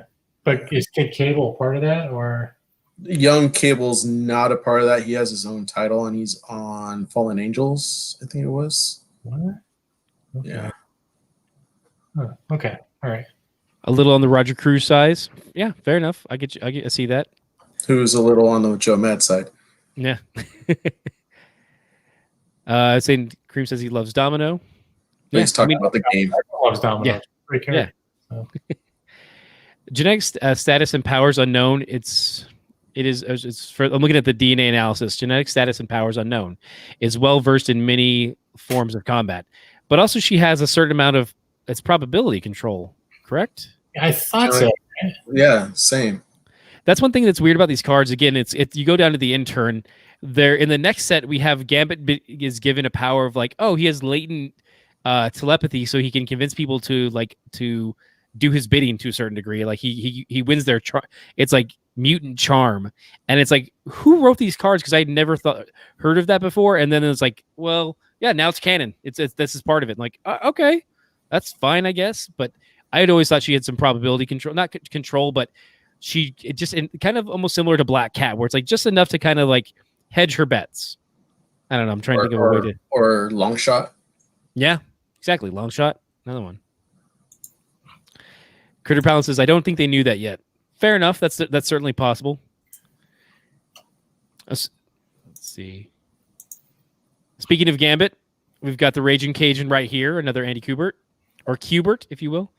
Yeah, and this is all prior to like learning what his backstory was as well. So it's just that he was a thief from New Orleans, and that's about all we needed to know at the time. Yeah, it just seems like he's kind of lost his mystery too. You know, the interesting when you tell that person's story, people are like, oh, yeah. That's why like the high point in recent years for him is marrying Rogue. So, did they marry? Yeah. They married at Kitty and Colossus' wedding. Yeah, in lieu of Colossus and Kitty getting married, who decided not to do it, they said, hey, let's not waste all the guests and all the decorations. Let's get married instead. So that's what happened. And then they had the Mr. and Mrs. X series after that. Let's see. Some people are really happy to see Gambit. We got Kareem here, and then also Cherry Blossom Killer, and then that is it. That is it, guys. That is it. It's like fixing a fistful of dollars by giving Clint Eastwood's character a backstory. Yeah, it's like it's the mystery is better sometimes. Yeah, I think so. Because people can kind of project whatever story they want on the character. It just, I don't know. It just, for me, I think 90s Claremont, Jim Lee, X-Men was pretty untouchable. I mean, that's one of those runs that these characters were just so perfect. And for me, those were like for Wolverine and Gambit and all these characters that were coming at their apex. And they kind of haven't been the same since in my mind. It just hasn't been, you know. It's just other characters who kind of bubble up to the surface now, you know. So, but yeah, you know. Yeah. Next up, we've got a Brandon Peterson, Jean Grey, which when I was scanning these, I was like, wait, these were all going in alphabetical order. What is Jean Grey doing here? Because the card after her is Havoc. And I'm like, wait, but it's by her last name. So it's by Grey. And I'm like, okay, that threw me off. Intern again. He messed it up. Yeah, he's just like, Jean Grey. Okay, so on the sheet, it was Jean. I'm sorry, it was Grey, comma, Jean. And he's like, okay, she's next. And just kept making the cards. I don't know comic books. I just did what the paper told me.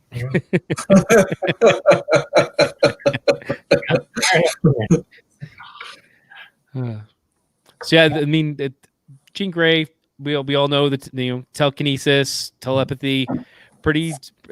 I like too in the card though. He mentioned Xavier because it is kind of a dossier of his thoughts on each of the people. He's like, she could one day be more powerful than me. And I'm like, oh, okay. At the 90s, that was definitely like, oh, man, that's insane. Like, more powerful than Professor X? How could that be? Like, let's see. Critter Palace said you wouldn't look her up in the phone book under J. That's true. Very true. I wouldn't look. All right. It doesn't seem like anybody else has much to say about Jean Grey, and I'm going to move on to a Greg Capullo Havoc, which I think looks awesome. Nice. Joe Quesada. You did X Factor. Joe Quesada. Yeah, way off here. Sorry about that. Yeah, we're in X Factor now. Not by Joe Quesada. Missed it at the top. I'm sorry. I even wrote the card, the panel, for heaven's sake. Good heavens! But I love that art. Yeah, it's been a long week. But all those ripples of that plasma energy looks awesome. I love how like almost the darkness over his face from the head kind of head sock thing. I don't know what to call that. What is that? Because we know like the hood sometimes are balaclavas, thanks to shows like Arrow and stuff. But I don't know what to call this kind of gambity Havoc head thing, headgear. Like I don't know. What would you call it? I mean, I've heard it called head sock before, but I'm like, that doesn't seem right because it's open on the face. Open on the face, yeah. So I'm like, headgear, but it's not. It's just cloth, I guess. And the thing too, face sock. That's what Kareem says. Just call it a face sock. Yeah, there you go. Yeah, it makes sense. This is interesting. Cherry Blossom Killer notices he's born in Hawaii, which I'm like, oh, so they had Cyclops in Alaska, and then said, you know what, screw this. Let's go to where it's far sunnier in Hawaii, and that's where they had Alex. I didn't even think about that. But then I went back to Alaska. Yeah, so like.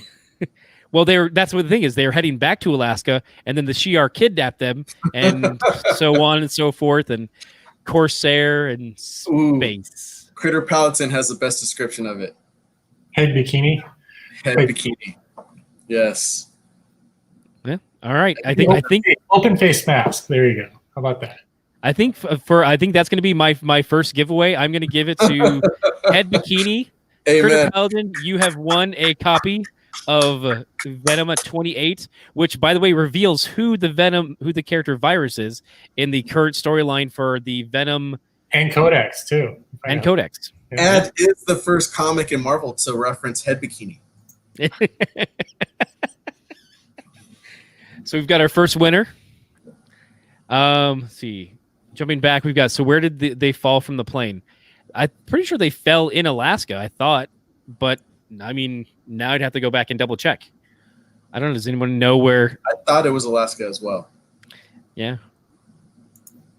I think we're just gonna say Alaska, and that's, you're gonna roll with that one, Jay. Sorry, I don't have it. Eric is saying Alaska. He's confirming. So thank you. I'll take it. Next up, we've got Iceman by Brandon Peterson. I love too, like the back is to me, it reminds me of two things. It reminds me of the Spider-Man Has Amazing Friends, where he shoots the floor and makes this block of ice and breaks out. And also the Capcom game where he does the same thing. Spells out the Iceman name. Yeah. Yep. That's awesome. And that's what this reminds me of. I love how blocky his head is too at the top. Like it's not rounded at all. Like you could set a dinner tray on this one. Let's see. But he's only 5'8". Wow, 145 pounds. That's very light. Good heavens, that's Yeah. man.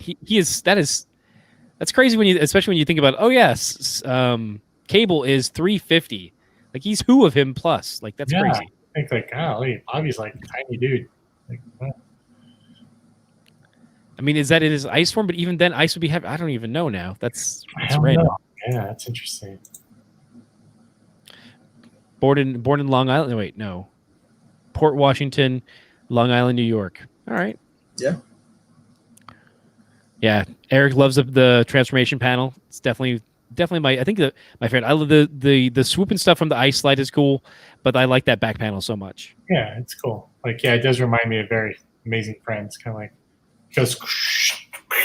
You're like, where does clothes go? They shattered off too. He's just like, I froze them. I'm just naked all the time. You don't know that, but let's see. Cool sculpting is one of his powers. Yes, that is actually one thing later on. Steel, that is true. Yeah, that they did is he made these a time where he almost made like an army of snow golems to like attack.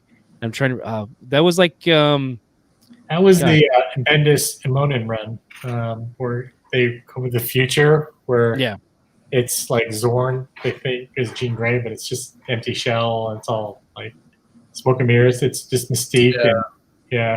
Mystique and Jean Grey. I'm sorry, Mystique and Professor X's son. Right.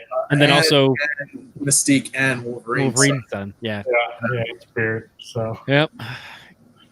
2000s, everybody. Yeah. Helps him keep off the pounds. Yeah, that's true. He maybe that's what it is. He just can sculpt his own physique at that point. So he's like he just takes off some ice and then he transforms back. He's like, no, this is what I look like now. It's a different kind of. That's interesting. Never thought about. I don't think it'd be that cool if an overweight guy is on an ice sled in a Speedo.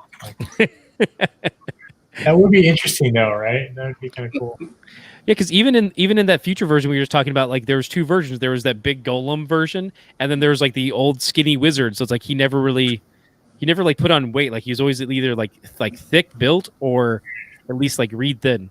Right. I don't get it. He's like, ooh, shall not pass.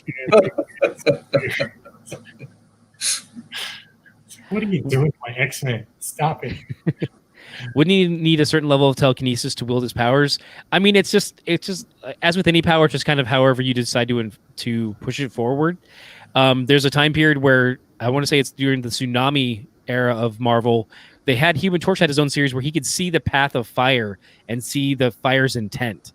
It was kind of a weird thing that until that writer took over the story, it was just kind of like, oh, this is his power now. He can do that. So who wrote that? It's weird. Yeah, it's trying to think back. Scotty Young was doing the art. Right. Yeah. Right. Remember, that's why I picked it up because and there's some good tsunami stuff. Like that was like Venom was like locked away in the Arctic, and I remember like 4 or 5. There's that's right. Yeah. Why no ice mullet? You know what? Fair enough. He didn't have an ice mullet this time, and it is the 90s. What were they thinking? Yeah. Wasted opportunity. Okay. Jumping forward, we've got Jubilee, another Andy. Hey, there you go. I was a fan of Jubilee. She's classic. This is well before her vampire babysitter phase, and like what that would entail later on down the road. Carl Kessel was the writer on that Human Torch run. Oh, Nice. Thank you. He does some good stuff. I've liked a lot of his stories. Actually, there's one. I want to say there's one that he did just recently on a Kickstarter, I believe. But yeah. Pre-Generation X. Yes. Yeah, definitely pre-Generation X. This is just her. I mean, this is right around her first appearance. I'm trying to remember because she just popped up in Uncanny. Post Australian Outback. Yeah, Uncanny X-Men. Yeah. interesting. Not much to say. So it's funny because it's like some of these characters, like Jubilee, like we all know her, we're all familiar with her, but we don't have much to say because it's like just at the time the stories weren't there. It looks like Kessel's amazing on inks and artist. Yeah, he's done some good stuff. There's I also get him mixed up with there's another Kerschel artist, and as opposed to Kessel, like Carl Kerschel also worked on Iceman series as well after Scotty's. So during the Morrison run. So yeah. Her power description sounds like Boom Boom. Yeah, they're very similar. And also Dazzler. Yeah. MJ Rolow says dynamic pose there, like the perspective. Yeah, it's definitely like it's coming right at you. There's a lot of motion to it. I dig it. Oh, someone made reference to Sparrow from Amalgam. There we go. She was Robin Wolverine's Batman. Very true. That Sparrow run that Victor and I have been talking about Amalgam a lot lately. That's definitely a set that could be on the horizon. So keep your eyes peeled, guys. Definitely is on the horizon. I'm calling it now. Just a matter of when. We're definitely doing that series. She could be mistaken for the Flash in the back image. Yeah, it does look like she's kind of like she's just running from a Sentinel there. Like, not sure what's going on aside from just running forward. But you go from a character who like everyone knows to Kylun, which Excalibur. Kaylin. I thought it was Kaylin, right? I'll take Kaylin. And to be fair, this is the second time we've talked about this character on this show. So. Yeah. The Marvel Universe one was another one where I was just like, I think this is how I'm saying it. Right. And it's been 2 weeks since the last episode, Victor. Has there been any more talk as if these swords will be part of the Swords of X? Nope. They've already given a list of the swords, and his are not part of them. What's the whole point of the swords? I don't get it. Like, why are the swords so special? So the swords are like kind of like the whole like pick your weapon for this duel.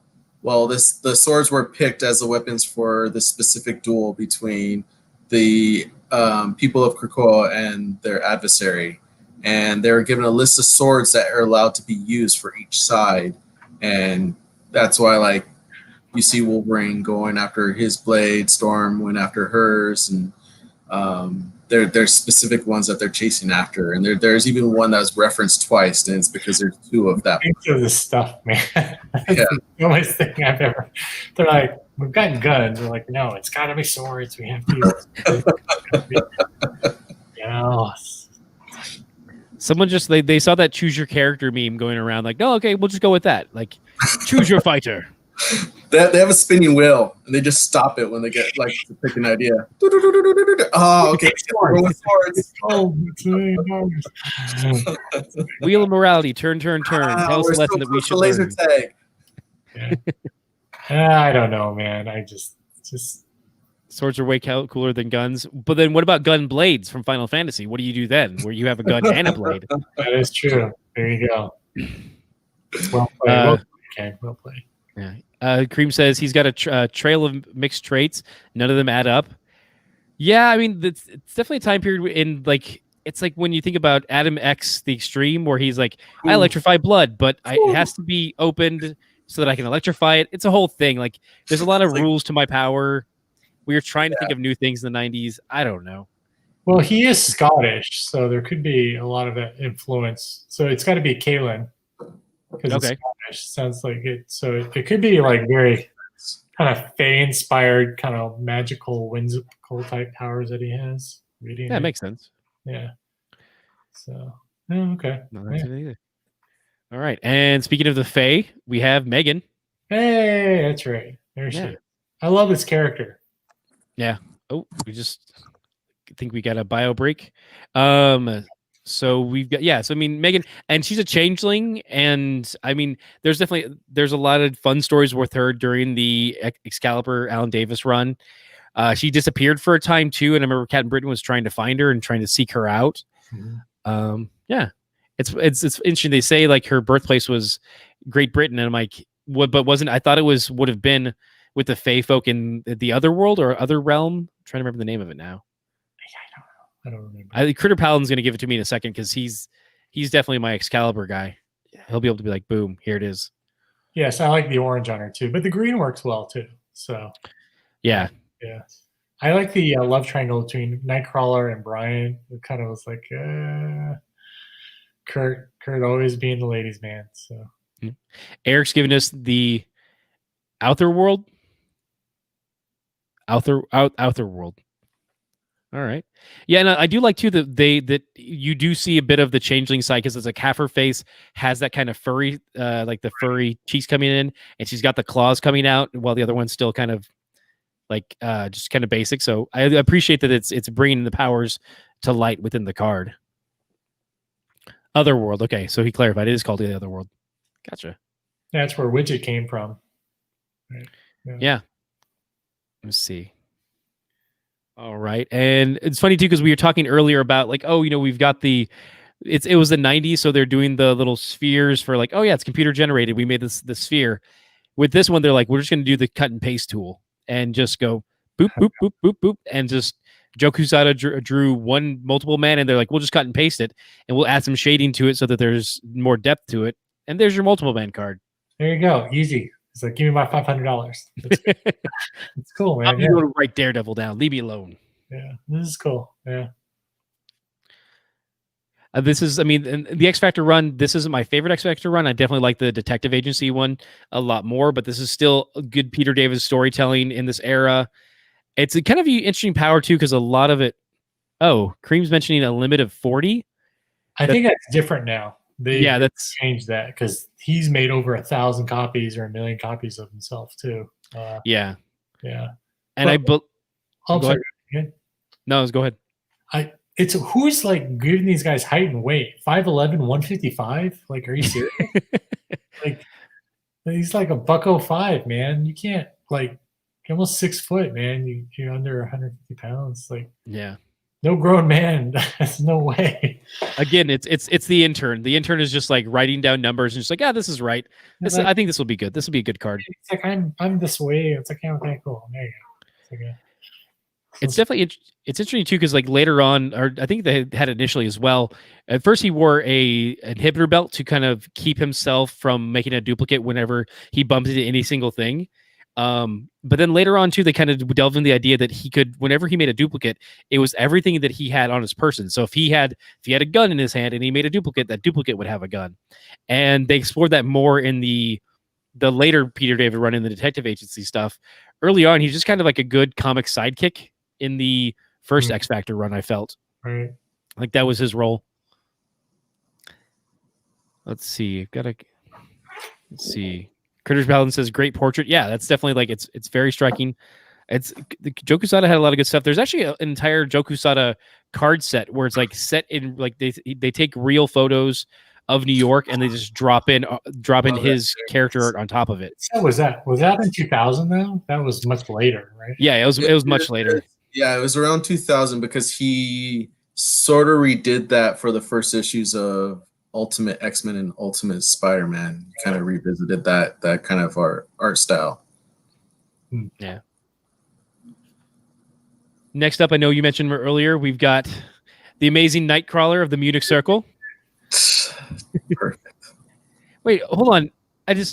Nightcrawler weighs 195 and Multiple Man 155, and he's taller than Nightcrawler. And what is going on here? I don't know. That's what I'm saying, man. It's the tail. It's like the tail is all that. The tail changes it all. Yeah. Man, that is. Yeah, man. Yep. The MJ Rolow says that intern was drunk. Fair enough. That was they were drunk at the end of the night. Like, I got to finish the card set. I've got another 6 hours. I'm done for the day. My weekend's here. I'm getting smashed and making some cards. Critter Paladin says he's solid muscle. Yeah, I can see that because he is so nimble and stuff like that. There's going to be a lot of core muscle strength to do some of the stuff he does, but it's insane. Like 195, and he's standing next to 5'9". Like you're thinking he's more of an acrobat. Like 5'9", he's still pretty short and pretty svelte. Like 5'9" is pretty short because if Wolverine's supposed to be 5'5", 5'3", something like that, and he's like without the adamantium skeleton, he's pretty heavy. So yeah, Hollow inside. Here we go. Hollow theory. Yeah. Yeah.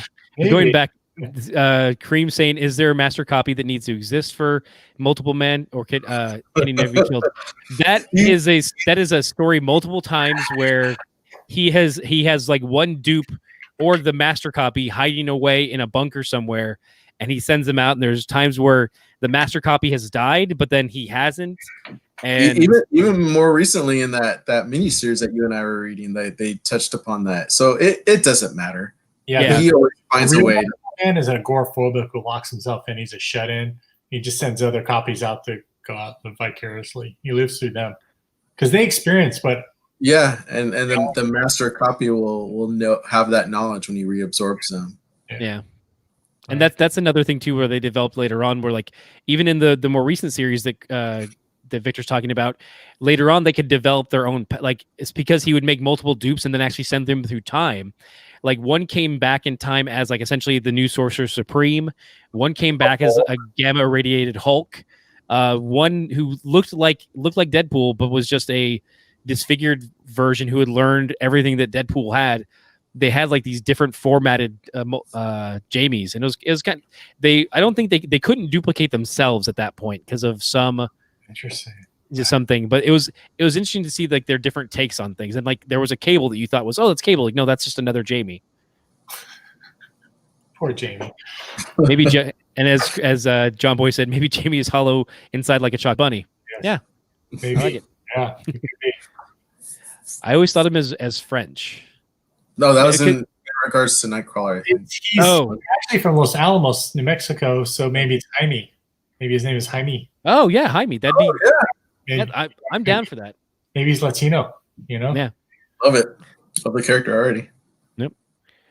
I always thought him as French. I know. Yeah. If that's in regards to Nightcrawler, no, he's definitely been German. Oh, he's Bavarian. So. Okay. So maybe he's filled with cream like a bunny. Wagner. Yeah. Wagner is German, right? Yeah. Wagner was German. Like Bavarian is not German. It's more like Switzerland, like around there, right? Yeah, I believe so. Yeah.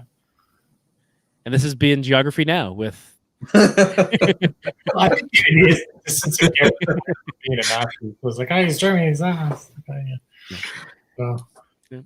I mean, Nightcrawler is always a fun one. Like we were talking about earlier. I love there's some good Nightcrawler stories. He had a series. Actually, Todd Knock did a recent series too that really went.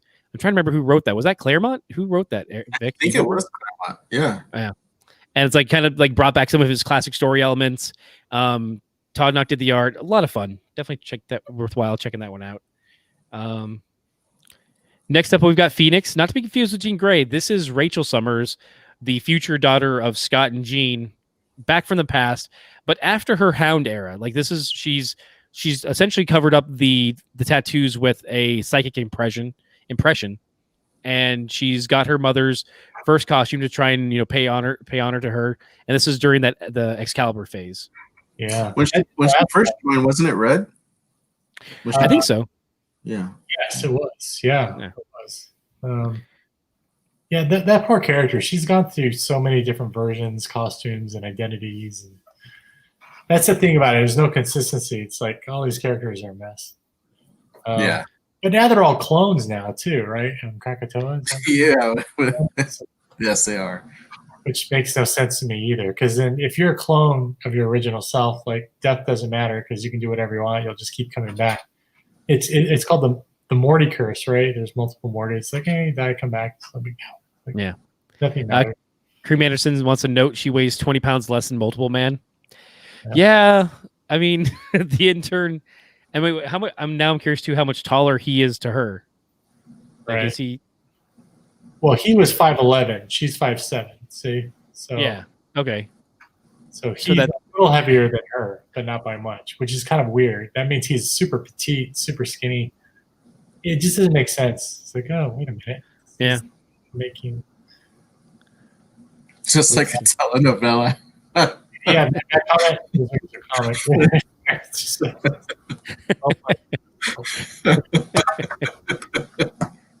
yeah.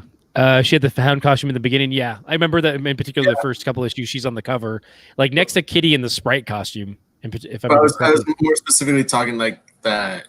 I don't remember her ever having the green Phoenix costume. I remember her always in the red Phoenix costume. It was red, but I think later on it was green. But apparently here it's green, so somewhere at that point it was green. So, yeah. I don't trust the coloring on these cards, especially after the coloring on some of the Marvel Universe cards that we saw before. The color was just off. So yeah. I mean, Paul Mounts he's cranking out how many of these cards each time, and they're just like throwing him on his desk, like, Paul, get to work, get it going. Exhaustion. Yeah. Oh, this is Phoenix, so it must be June Gray. Let me just color it. We were speaking earlier about the '90s hair, and Polaris has got it in spades. There you go. Like she's just that costume. God, I hated that costume. And I mean, with good point. Like, I mean, this was after the shoulder pads of the early X Factor stuff. So she's, this is just the bikini phase of the '90s. This is when you would have had the Marvel swimsuit issue, and this would have been right in there. Oh, yeah. It runs along like that really bad Invisible Woman costume. Malice, like, yeah. Yeah, the Malice one where like the cutout of the 4 was on her chest. Like it's just pure like bad design. Like I'm like, it was the '90s. I think it was kind of all over the place. Like, it was. It just irked me like then and still to this day. Everything was just really weird. So yeah. I'm sorry, I do have to go back for this last comment. Is that Rachel has the mullet? She did have a mullet. She did have the mullet. Yeah. I thought it was on the sides and just there's stuff here, more of a rat tail. Didn't she have like a buzz cut with a rat tail? I can't remember if there was rat tail or if it was full on like mullet style on the back. Yep. But, like Davis did a lot of that in the late '80s, early '90s. So I remember a few of his characters had that. Yeah. So yeah, Polaris. I mean, I like the Joe Quesada art. Definitely good. I like the outside with the moon in the back too for the back card. That does look cool. All right, we're wrapping it. We got Professor X here, another Brandon Peterson. Cool. I'm curious, like, I should want to take a look and like, what did he write about himself? Like, he's like, oh yeah, Professor X is the most handsome mutant in the school, and quite frankly, should get a raise. Well, now I'm curious. Like, I need to sit there and read that sometime. He's back in the regular. No, he's walking again. Though he's got the cerebral helmet. Which is like, how do you see out of that damn thing? I don't like. Well, I mean, he's sitting at a desk most times, so he's not really like trying to like move around. But then there's the new one where you can't see at all. Like it's just completely covering him. Yeah, it's really weird. So yeah, Critter Paladin wants to know with the previous one, was this a Joe Quesada design? Yeah, I believe so. Yeah, I think this was his. Because I mean, the first run of costumes were more Strowman. Larry Strowman did the first set with like the shoulder pads and stuff. Right. That the previous one was a Joe Quesada take. Professor X, Mr. Sekushi. I don't get that reference. I don't know if. I'm sorry. I'm having a comment from the Peanut Gallery. Pardon me one moment. Who is that? MJ Rolow. MJ Rolow is my wife. Oh. So yes. Chiming in. She's like, let's see, he's in the hover chair. Yeah. Does he have more mass than multiple men? He's 6 foot, 190. Wow. See, that's more real, right? So it's all legs too. Good heavens, must be on the legs. But we're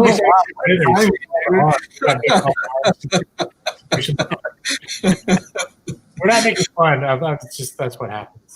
Yeah, he could walk now. He's okay. Yeah, he got better. He got resurrected. Yeah. You're all going to hell. Look at that. Just some of us are driving the bus. Some of us are. Okay. Got in front of the line pass. Oh, dang it. Doesn't get a lot of cardio. No, he doesn't. Critter Paladin. So then we're moving on to back to blue team. We got Psylocke, another Andy.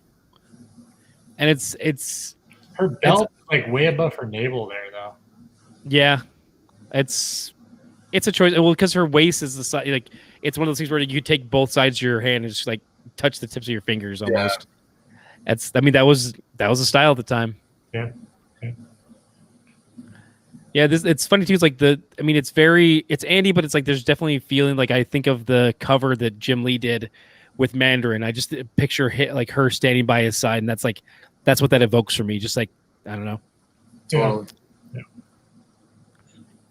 Yeah. And then rounding up today's show is going to be, oh, wait, we got one comment. It's such a time capsule looking at all this stuff. I'm like, wow, man. Yeah. Takes me right. Kurt Brown said, is one leg longer than the other? It does look like that. And definitely part of that is how high up that slit is for her leg. So it does give you that impression. But also, it might be that. Or it could be part of her immune disformity. Just no one ever wanted to point it out. Yeah, like, why'd you bring that up? That's really mean. That's just not right. Unnecessary. And rounding up the team is going to be Quicksilver by Joe Quesada. That's great. Yeah. Yeah, I love this one. It's nice. Yeah, it's funny too. Like when I first was scanning these, that inset face for the headshot for a second there, it made me think of some of the impulse art that Humberto Ramos did, and I don't know why that was. I don't know if it was the chin or something, maybe the eyes. Something about that evoked for me when I saw that at first. And I'm like, why am I getting that vibe? Amalgam. Yeah, maybe that's what it is. It was the Mercury character that I was just like, oh yeah, they merged them together. Quicksilver and Impulse. There you go. 75 miles an hour, and he weighs 175 pounds. That's pretty. I thought he could run faster than that. I thought it was 500 miles an hour that he could run. It's probably way more. Just again, the intern probably just said, "Oh, he just cut paste the 175 from the weight into the miles." He's like, "Whatever." He's like, "That's fast." Done. That's fast. Yeah. Okay. That's pretty fast. It's like it's faster than you. That's all that matters. Jumping back for a comment, we've got why is she hanging out in a tree? Why not? It's Madripoor, right? In the jungles of Madripoor, right? And Eric said she's going for ninja stuff. Like, that's fair enough too. Like, yeah. If I was a ninja, I'd hang out in trees far more often than I do now. Chin is as big as his ego. Fair enough. He's definitely got a. It works. Yeah. Definitely got a Jay Leno thing going on there. Oh, I lost my speed. Yeah. It's all on my chin. I don't know. Let's changes speed. Oh man. It changes in the X Factor run. He recently had lost a lot of speed. Yeah, I mean that's the thing is too. Like it is always going to be like whatever stories they're trying to do now. Like for a while there too. After I want to say before he appeared in the Detective X Factor run, he had lost his powers due to M Day, and like he's constantly fluctuating back and forth for again whatever story they're trying to go for. So I don't know. I think it's just a matter of just the intern was just like, I'm just going to write 175 and be done with this card. Yeah, it's getting towards midnight and he's getting exhausted. So, yep. So the why hate thing is genetic. Yeah, it is and it isn't because depending on what story point you're looking at, he may or may not be Magneto's son. So I don't know what to say to that. Like, yeah. And it has nothing to do with his speed. No, nothing.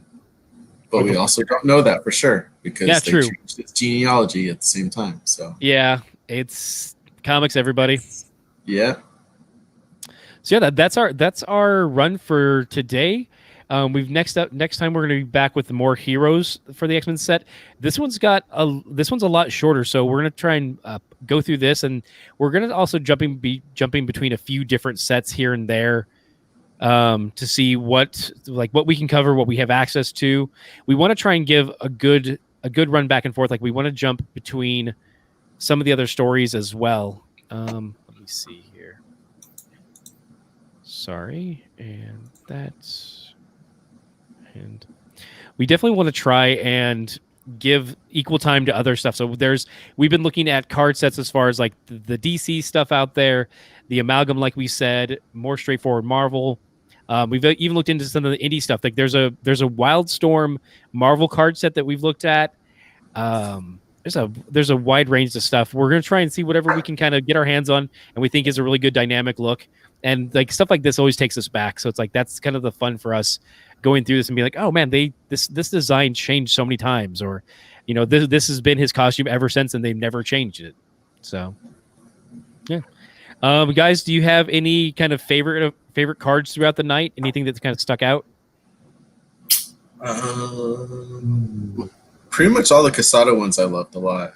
Yeah, I loved all those too. I mean, I think they're all good. You just never know like what the size is of the image, because they could be just twice up cards. You know what I mean? Like it could be 6x6 cards, and sometimes that size you can't really cram a lot of detail in. So yeah, yeah, I think all of them. Everyone did a great job. It's like, yeah, that's good.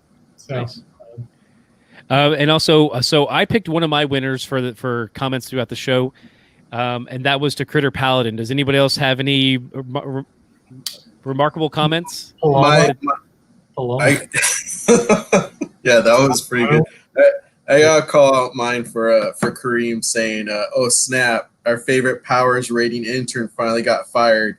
You hate it to see it happen." that had me rolling. So I gotta give Kareem props for that one. All right, so we've got Kareem. Let me see. I'm trying to jump back to the comment, and it's probably not going to happen. They're cataloged somewhere. So Kareem, we definitely have a winner there. Jonboy, anyone? Moon? The telenovela one. Yeah, that's pretty funny. Yeah, that was. Gotta keep it light. Gotta keep it funny. So it's like, yeah. There we go. Yeah, Llama Moon, just like a telenovela, all over the place. Yeah, no, I'm liking it too. All right, so we've got our 3 winners for this week's show. Definitely be sure to be back next time, because we still have more giveaways. We're gonna try and always do a little something extra when we can. Try and catch us next time. Give us a follow. So guys, if there's any other final thoughts, I'm jumping between some of our branding real quick to give us the proper closing. So allow me just a minute. Go ahead and sorry. Victor, is there any final thoughts you've got? No, this has definitely been a good change of pace for us to get us out of the Marvel Universe set and see something a little different with different artists that we haven't covered before. Of course, specifically covering an X-Men line also takes us away from the main Marvel heroes of the time. So it's kind of cool to see that.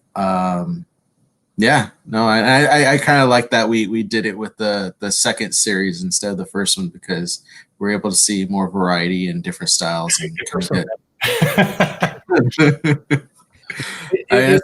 as much as I love the first X-Men series, this one gives us a little more variety. Yeah, diversity, that's for sure. Yeah.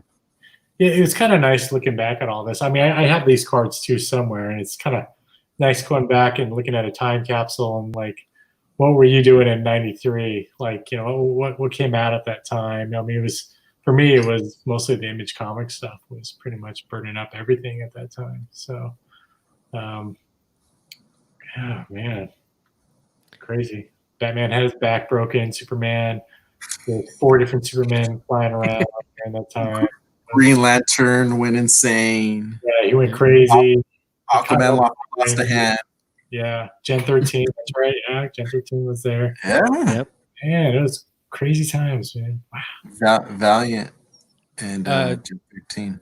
That's almost 30 years ago now, right? Or 20 Yeah. years. Almost. Yeah, we're pretty close. Oh man, that's crazy. It's kind of crazy to believe that Gen 13 is about 20 years old. Yeah, it's over. And to think like where everyone's trajectory from that went, but also like guys like I don't see Brandon Choi writing anymore, and I'm like I remember those stories fondly, and I'm like part of me wishes he still did. I definitely would need to go back and see how those stories hold up, but I still remember them really You should Google him, find out what he's doing now. Like why does he not write anymore? I think he was really good friends with Jim. I think he had a regular job. He just co-wrote with his friend. So gotcha. Yeah, interesting. I want to definitely echo something from the chat. Eric said, "Jonboy, you were an awesome man. Keep up the fantastic work." Oh, thank you. Yeah, thanks for having me. It's been great being on here, chatting away. Sorry, I had too many old man comments. Sorry. Great talking to you guys. And man, hopefully we can do this next year in person at a show. That would be nice. Oh, I'd love it. Yeah. Yeah, for sure. So. Jumping around a bit, I do know that Eric has a piece of yours. I want to say of Jean Grey. It was a rough you did. It was like you were selling off just some rough pieces here and there, and I think it was him or Vic. Was it you? I think it's Eric. No, it was Eric. And he picked it up, and the face was like halfway there, and you're like, well, let me just clean this up, and like you put in a little extra work, and like you kind of like tighten up the lines, and like he still has that piece up on his wall today. Is it any good? Oh yeah, no, it's great. In our eyes, of course, it is. Yeah, this is crap. But we saw it to you. We're like, come on, let's burn it. I'll draw you a new one. I wish I had all my old artwork back so I could just burn it all because I don't want to work. Oh god.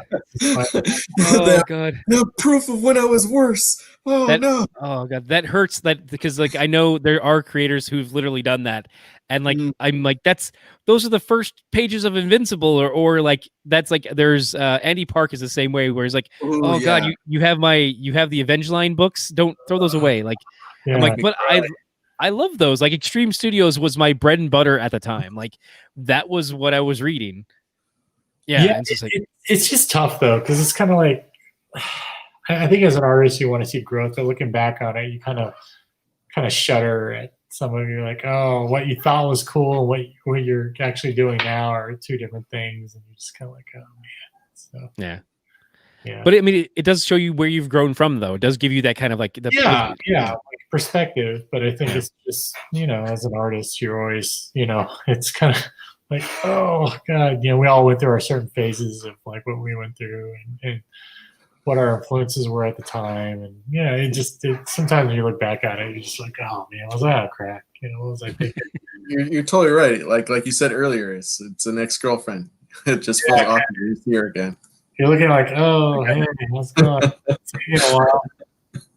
That's cool. Yeah, good seeing you. Yeah. Stay well. Bye. Yeah, it's like a long elevator trip down, and you're just like, okay.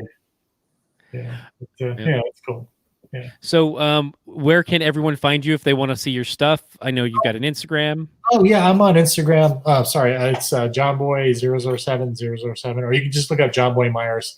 Same with Facebook, Art of Jonboy Meyers and Jonboy Meyers.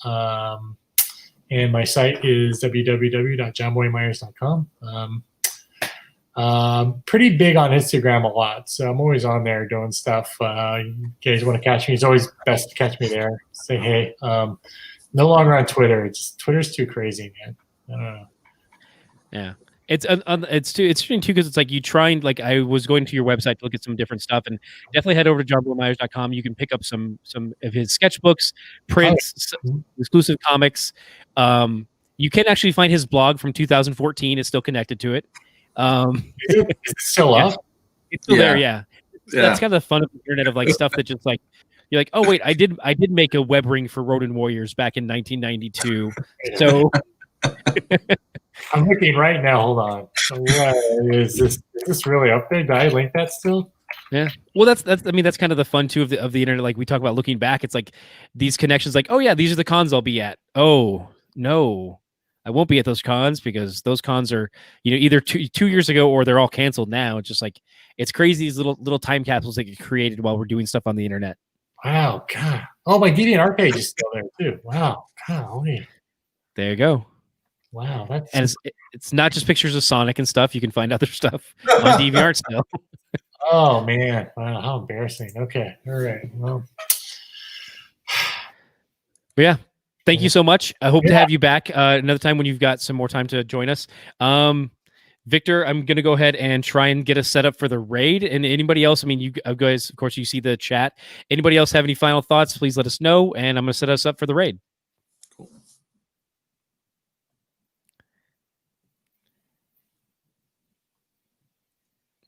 I see Eric mentions that he also has a bishop from you, Jonboy Meyers. Oh, really? Yeah, he has a whole X-Men book, and like he's a very bishop centric for like a variety of different eras. So it's like it started out as like, oh, this I'll get a classic bishop from this artist. I'll do the District X bishop from another one, and the state bishop. Half the stuff kind of shows I don't even remember doing. So it's like, oh, I drew this. Like, yeah. There's stuff from junior high my friends will show me. Like I went to high school with, like, hey, you drew this for me. See, I was like, I don't even remember drawing that. It's like, really? Like, everything blurs together at one point. It does kind of blur together, man. But yeah, that's cool, man. Yeah. Wow. I think one of my first ones I have is a Venom and Spider-Man. They're facing each other, and I had, because at the time I was also getting writers to do word balloons, and so there's a writer who drew like mommy on it, and there's Venom looking at Spider-Man, and I've got a couple different ones, like a black cat and a Catwoman. It's just a long history of like just like dropping off a book with you, and then being like, oh yeah, I'll catch you at the end of the show, and then like, oh, we don't end up catching each other at the end of that show, so WonderCon turns into San Diego. And you're like, oh, I'll pick it up from you there.